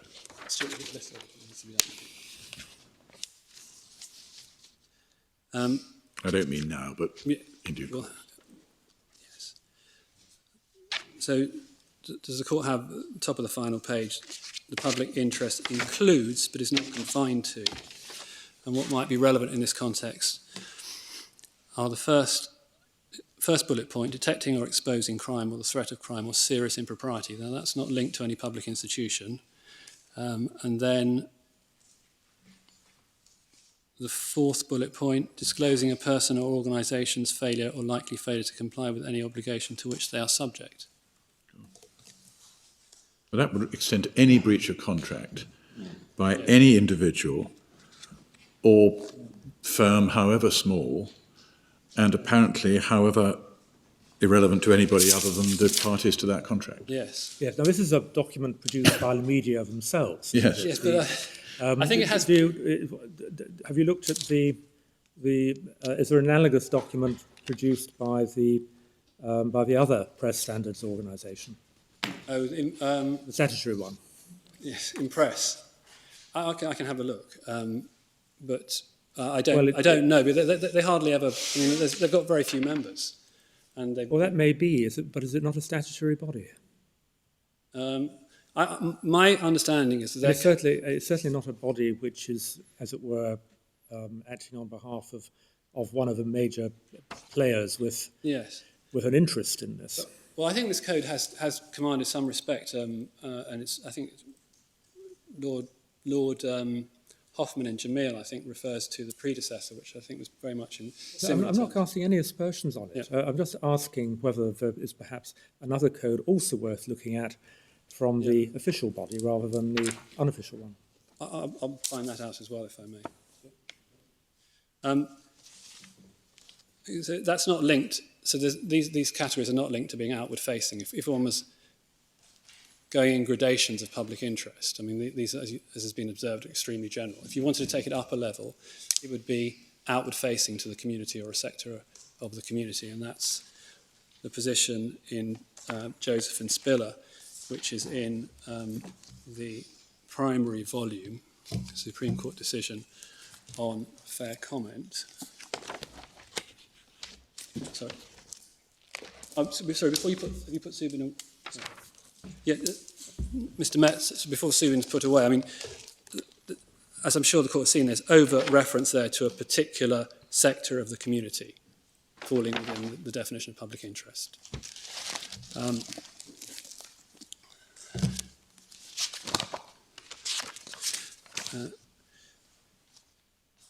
Joseph and Spiller is on page 1307, tab 25.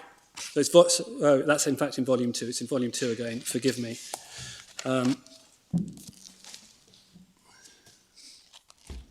No, I am terribly sorry, I've got the wrong Joseph and Spiller. The right Joseph and Spiller is in the core volume at page 1061. There are two Joseph and Spiller cases. 1061. Two Joseph and Spiller cases in the bundle, which has got me confused. Yes.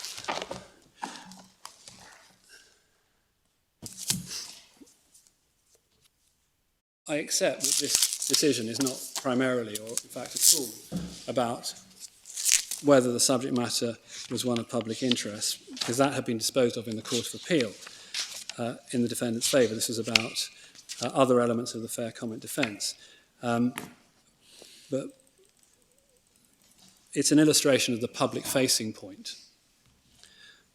They're a tribute band. They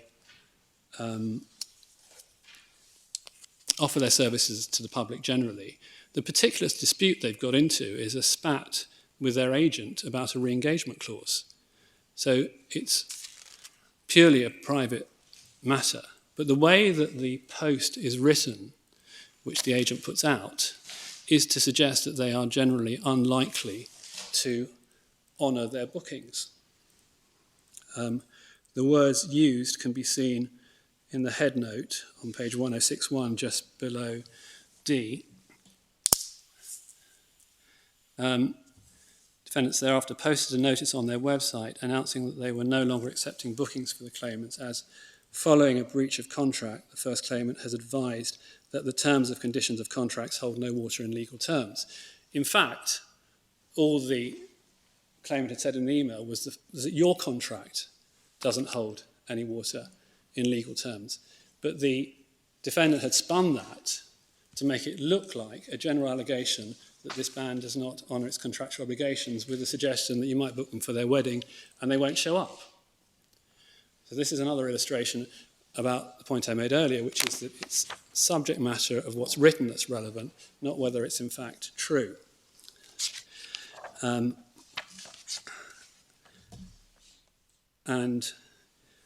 the public interest point is dealt with in one paragraph, paragraph 28 on page 1070.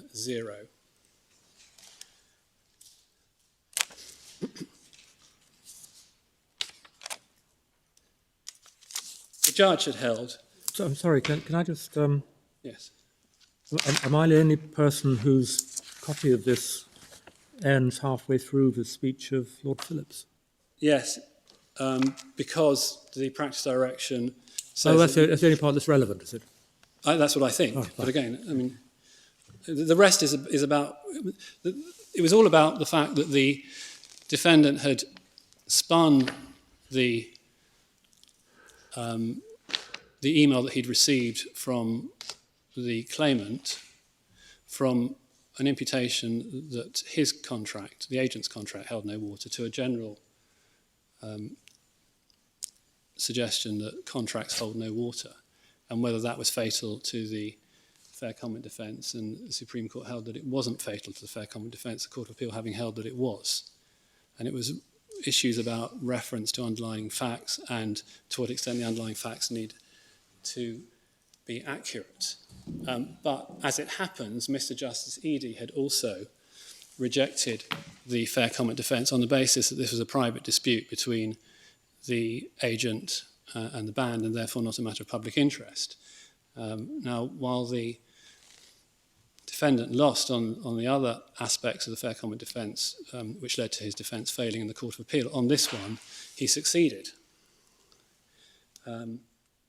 Because Lord Justice Pill said this, and this is the public-facing point, I see no merit in the argument that the comment cannot constitute a matter of public interest. Those in the business of entertaining the public, a business in which many people are engaged, will be concerned when serving the public to know that which artists can be relied on to perform their contracts and which cannot. The comment is arguably in the public interest.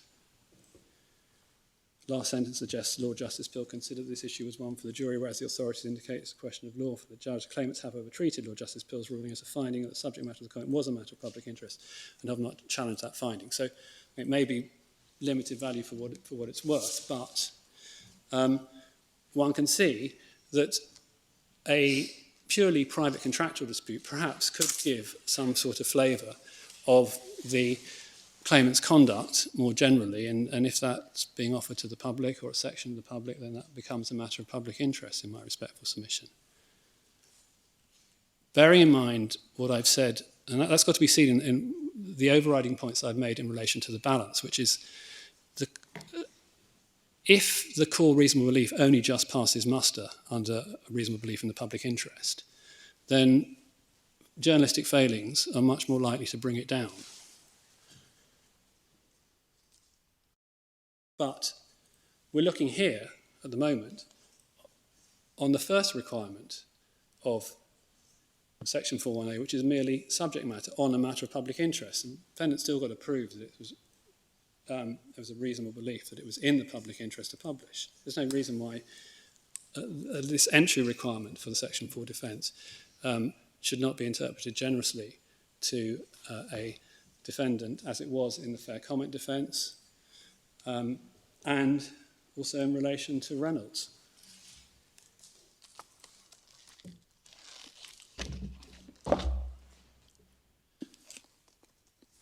So if I can come back to the judgment, I think it was at paragraph 33, having considered those authorities, coming back to what Lord Bingham said in that citation in paragraph 33, by public interest we mean matters relating to the public life of the community, adding there or a sector of the community, and those who take part in it. So those who take part in the life of a sector of a community is a matter of public interest, unless it's personal and private, such that there is no public interest in their disclosure. That's the bottom there. That would be your pop star who's been guilty of some sexual shenanigans. The public might be interested in them, but there's no public interest.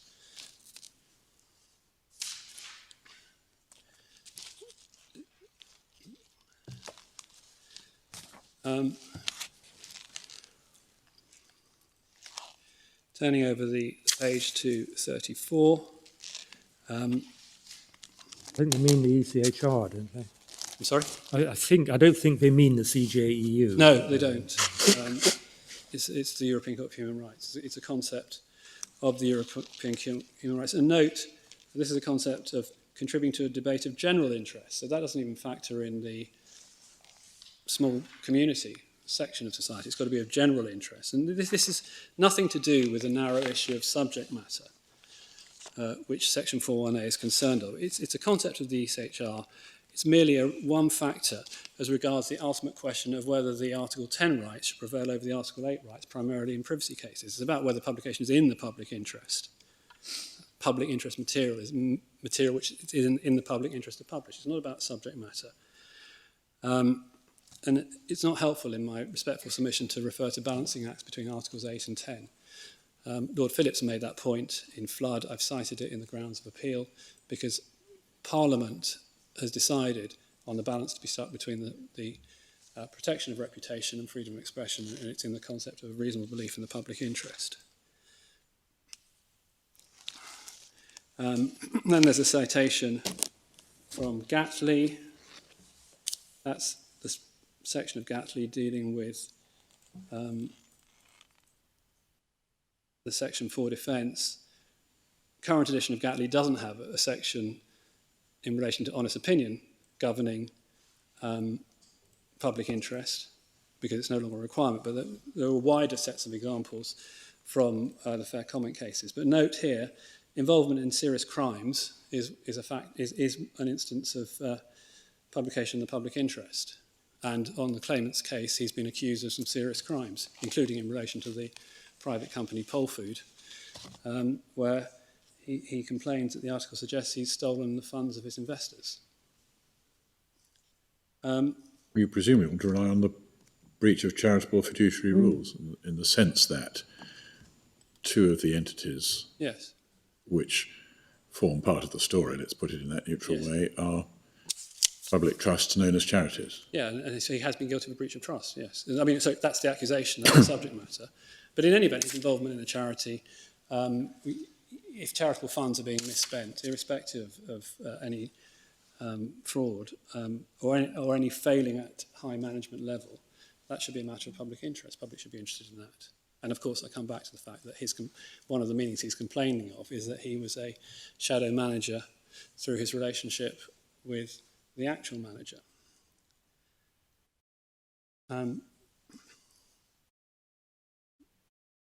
Moving forward to paragraph 36, where the court talk about the Reynolds privilege.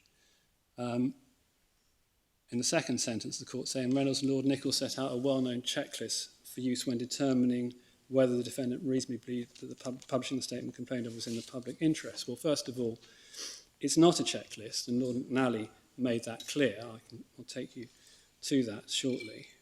And it wasn't directed to whether the defendant reasonably believed that publishing the statement complained of was in the public interest, because that wasn't even a concept that had been formulated at that stage. It isn't really so much whether Lord McNally made it clear, but Lord Nichols himself made it clear that it wasn't a mechanical box-ticking exercise. Pointers.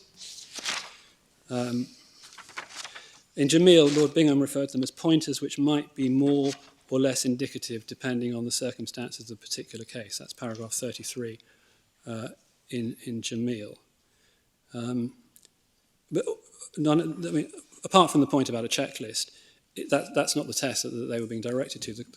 They were directed to whether the defence of qualified privilege should succeed on the basis that the public was entitled to know the particular information.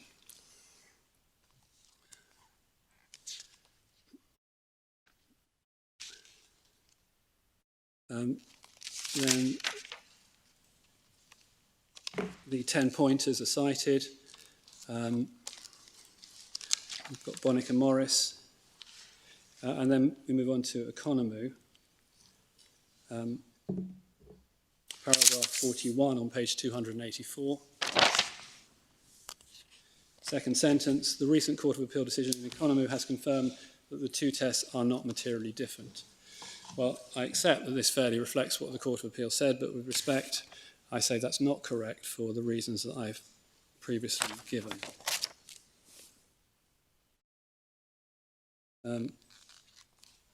Then moving down to paragraph 44.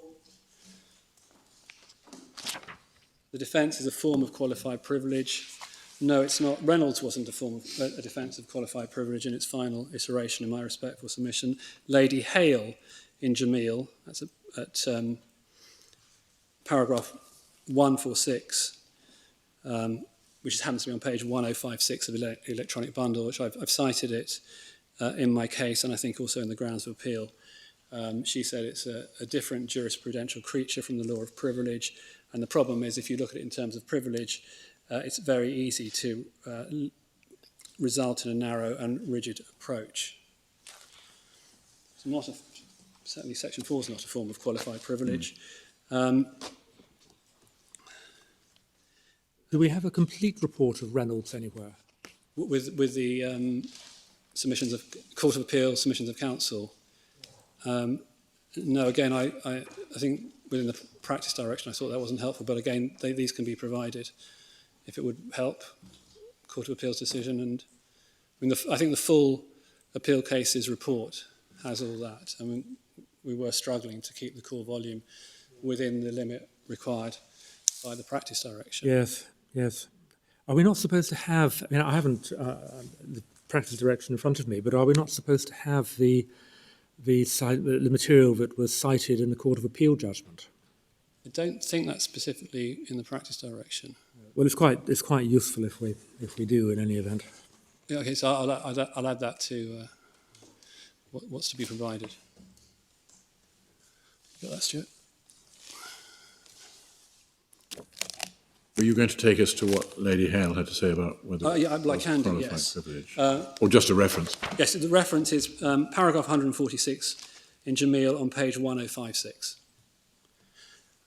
It should by now be entirely clear that the Reynolds defence is a different jurisprudential creature from the law of privilege. It's not helpful to analyse a particular case in terms of specific duty and a specific right to know. That can, as experience since Reynolds would show, very easily to a narrow and rigid approach which defeats its object. And there the Supreme Court was upholding a defence after it had failed at first instance and in the Court of Appeal as a result of the defendant's failure to wait for the claimants to comment. So the article did not include the claimant's response.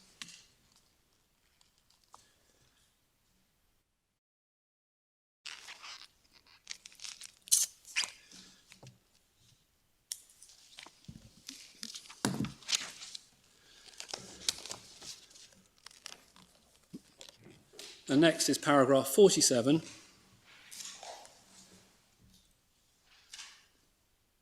Page 285. This contains a number of errors, fundamental errors of principle. I'll take them in turn. When determining the issue of whether defamatory material is published in the public interest under Section 4, the public interest in publication is to be balanced with the fact of an individual's Article 8 right to reputation will be breached by the publication of unproven allegations without a remedy. Firstly, the issue is not whether publication is in the public interest, but whether the defendant reasonably believes it to be in the public interest.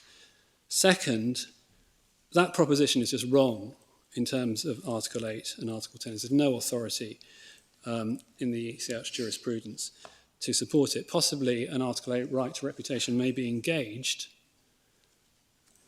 It doesn't mean it's been breached if the claimant is not provided with a remedy, if the allegations turn out to be false. And there's a whole series of jurisprudence of the ECHR where the defendant has had his freedom of expression violated because he's been required to pay damages because he can't prove the imputation to be true.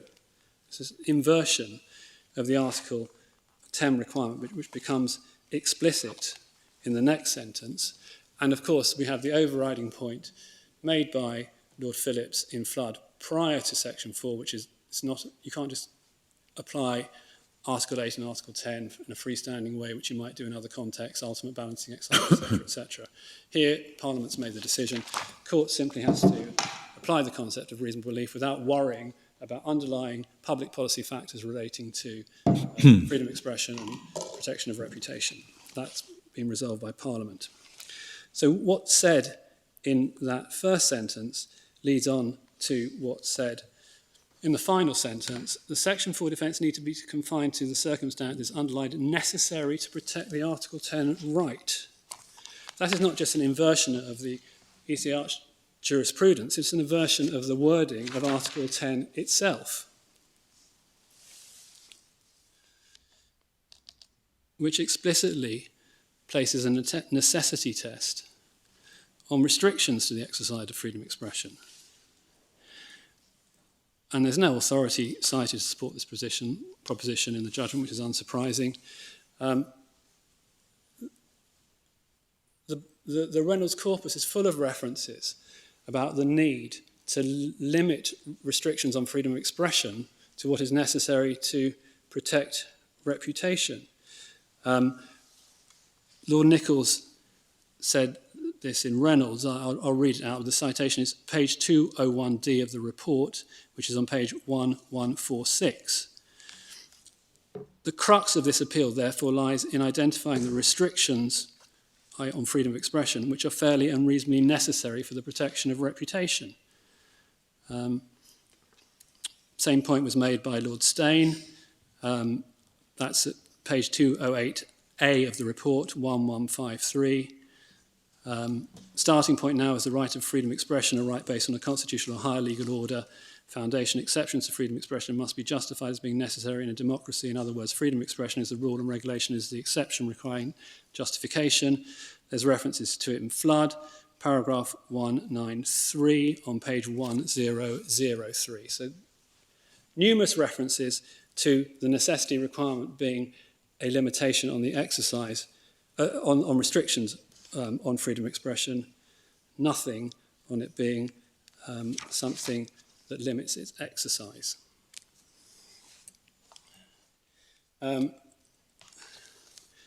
Continuing with paragraph 48, and we're still ostensibly, just stating general principles.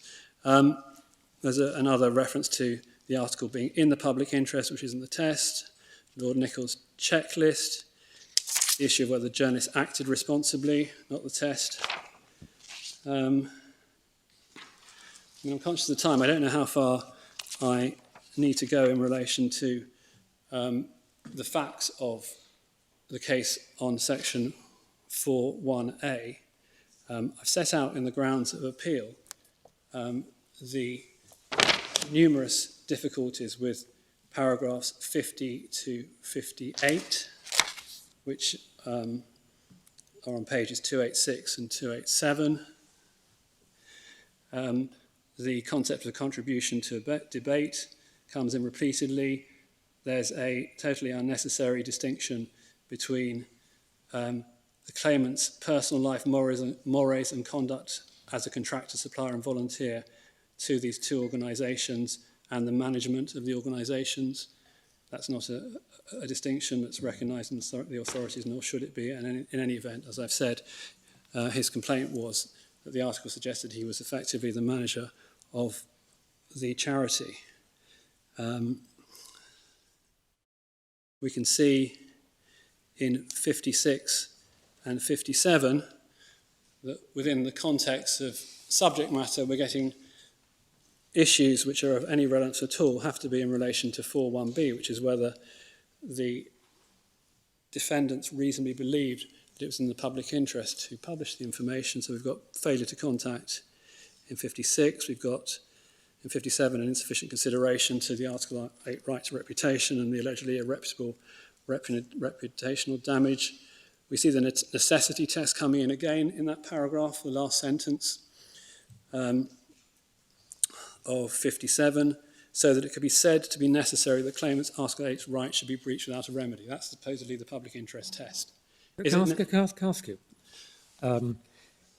If you look at paragraph 51, this is where the Court of Appeal identify the error, as they say it was, Yes. in the approach of the judge. They say the article was not about how Posk and Corby House were run as charities and could not be said materially to have contributed to any debate in the Polish community as to broader charitable management issues.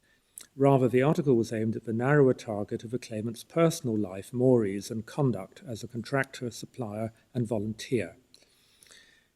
Now, do you accept what's said there about the article? No, Right. because the meaning of the article was that he was the manager. And also, okay, so that's, I don't accept, I hope the court has understood, I don't accept that's a material distinction, even if he was only a contractor, if he's ripping them off. At Polsk, he was the house manager, the article said, and this was a major piece of renovation. He was, I think, a member of the General Council for 15 years, and now he'd inveigled his way, so the article alleged, into a charity with vulnerable old people, and he was effectively managing it because he's charmed his way in. Another woman he's charmed, this time the manager, and they're paying him to do all these expensive and unnecessary renovations, etc.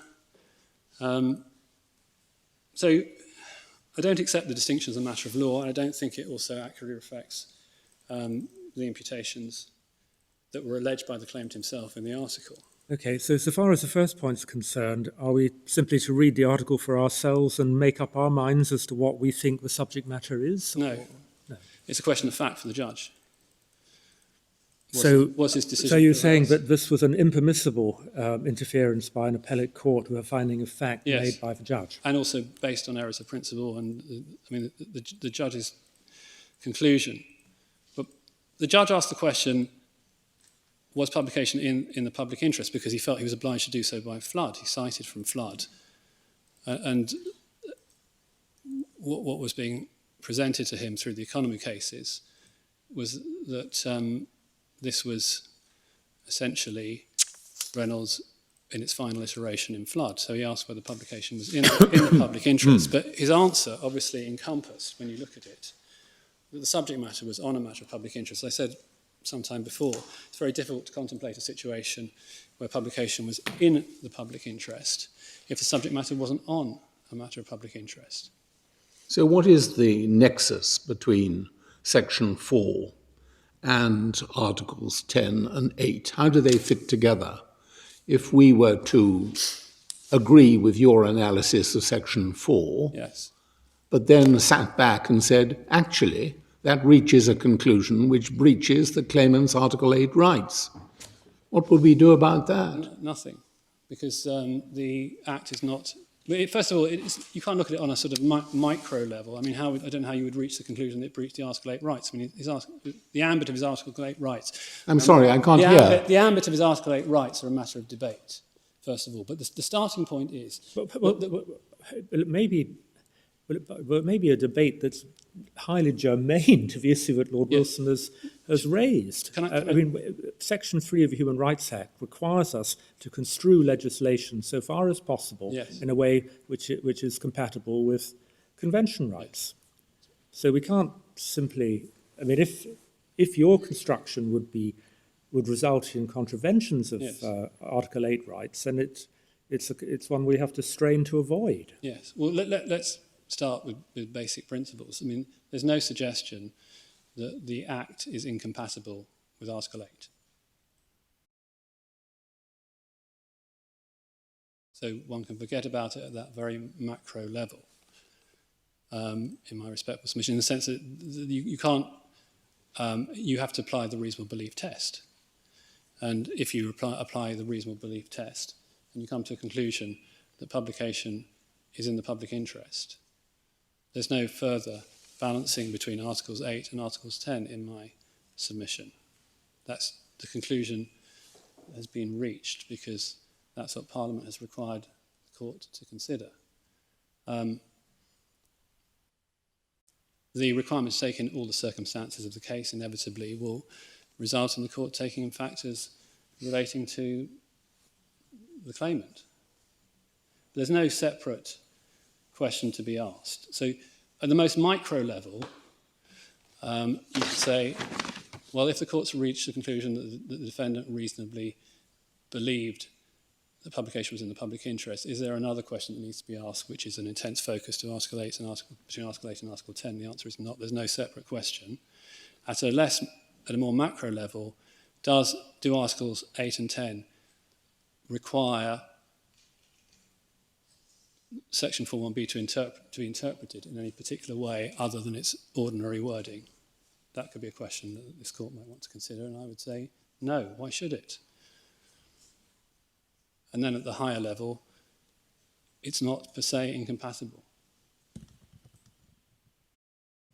I struggle to see how Article 8 could materially impact on the interpretation of the words reasonable belief in the public interest. It could impact in one's assessment of what public interest really means in this modern context. Well, because a perception that it will be in public interest to publish anything discreditable about the ethics of anyone who is a sole trader and offers his wares to the public generally might give pause for thought about its relationship with Article 8. Yeah. So one might be swayed by seeking to come to an interpretation which is both Article 8 and Article 10 compatible, and that's no easy task in itself. To look at all the words in the new Section 4 which aren't specifically defined elsewhere in the Act, and I don't think public interest is it? No, but one can accept as a given that there, in general terms, there's a public interest that people's reputation shouldn't be falsely debased. That's what's stated in Reynolds, in the same general terms that there's a public interest in freedom of expression. And generally it would be a good idea if journalists or anyone acts responsibly before publishing. I mean, of course these things can all be seen at a very high level. My concern here, looking at the matter more generally, is the practice of litigating Reynolds' defences, which is you get a raft of criticisms that are being made and how those should be approached. That's really why Section 4 has been worded in the way that it is, to view it from the perspective of the defendant's positive reasons for deciding to publish and not what they've done, not what they've done wrong. And however one interprets the Article 8, Article 10 balance, it should not be in a way to deflect from that obvious purpose behind the wording of the statute, which doesn't say anything about responsible journalism or acting responsibly. I just don't see that it would be difficult in practice when faced with the raft of criticisms that you get in deciding what you're going to do with them, It's just a general principle of defamation, isn't it, that reputation shouldn't be falsely debased. Yes. We don't have to go to the convention, but it is helpful to do so, obviously, because we have an obligation to ensure that convention rights are not violated. But Parliament must surely be taken to have enacted Section 4 against the context of a general principle of defamation law. Yes, there's a public interest that reputation should not be falsely debased. That was stated in Reynolds, clearly. You need to be able to separate the good from the bad. There's a public interest in the public being able to do so.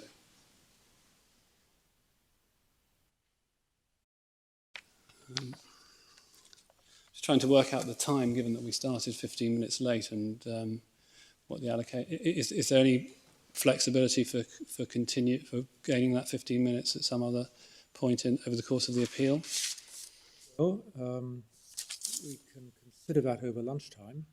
As matters currently stand, you've got a few minutes before we'll adjourn, so Yes. might as well make use of those. Yes.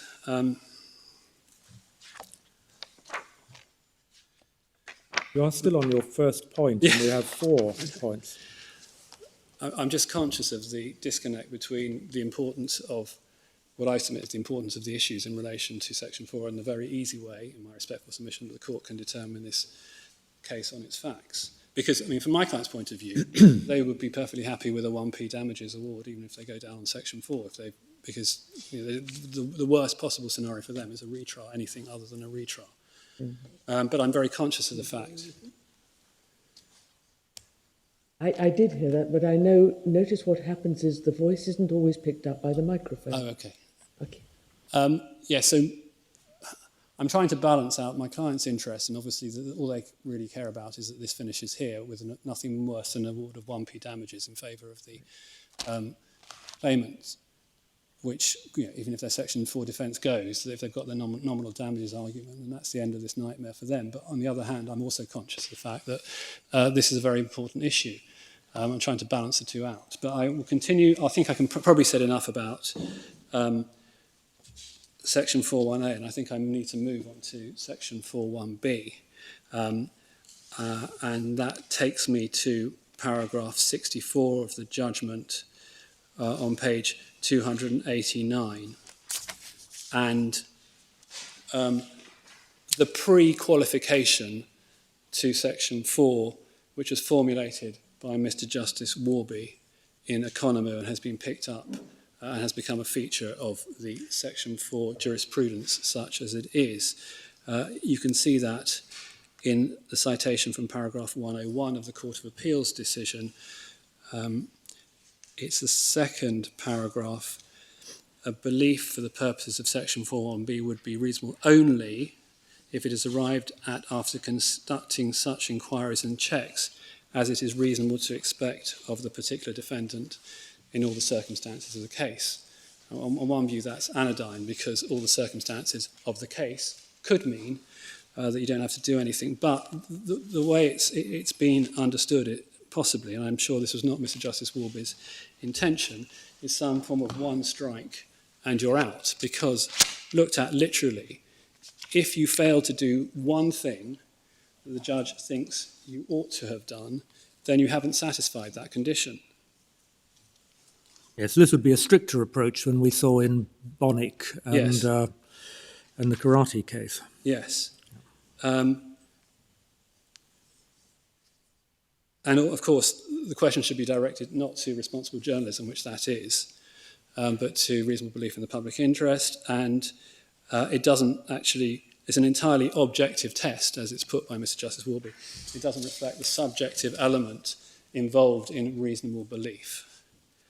I don't know if that's a convenient moment. Yes, certainly it would be. Thank you very much, Mr. Price. 2 o'clock.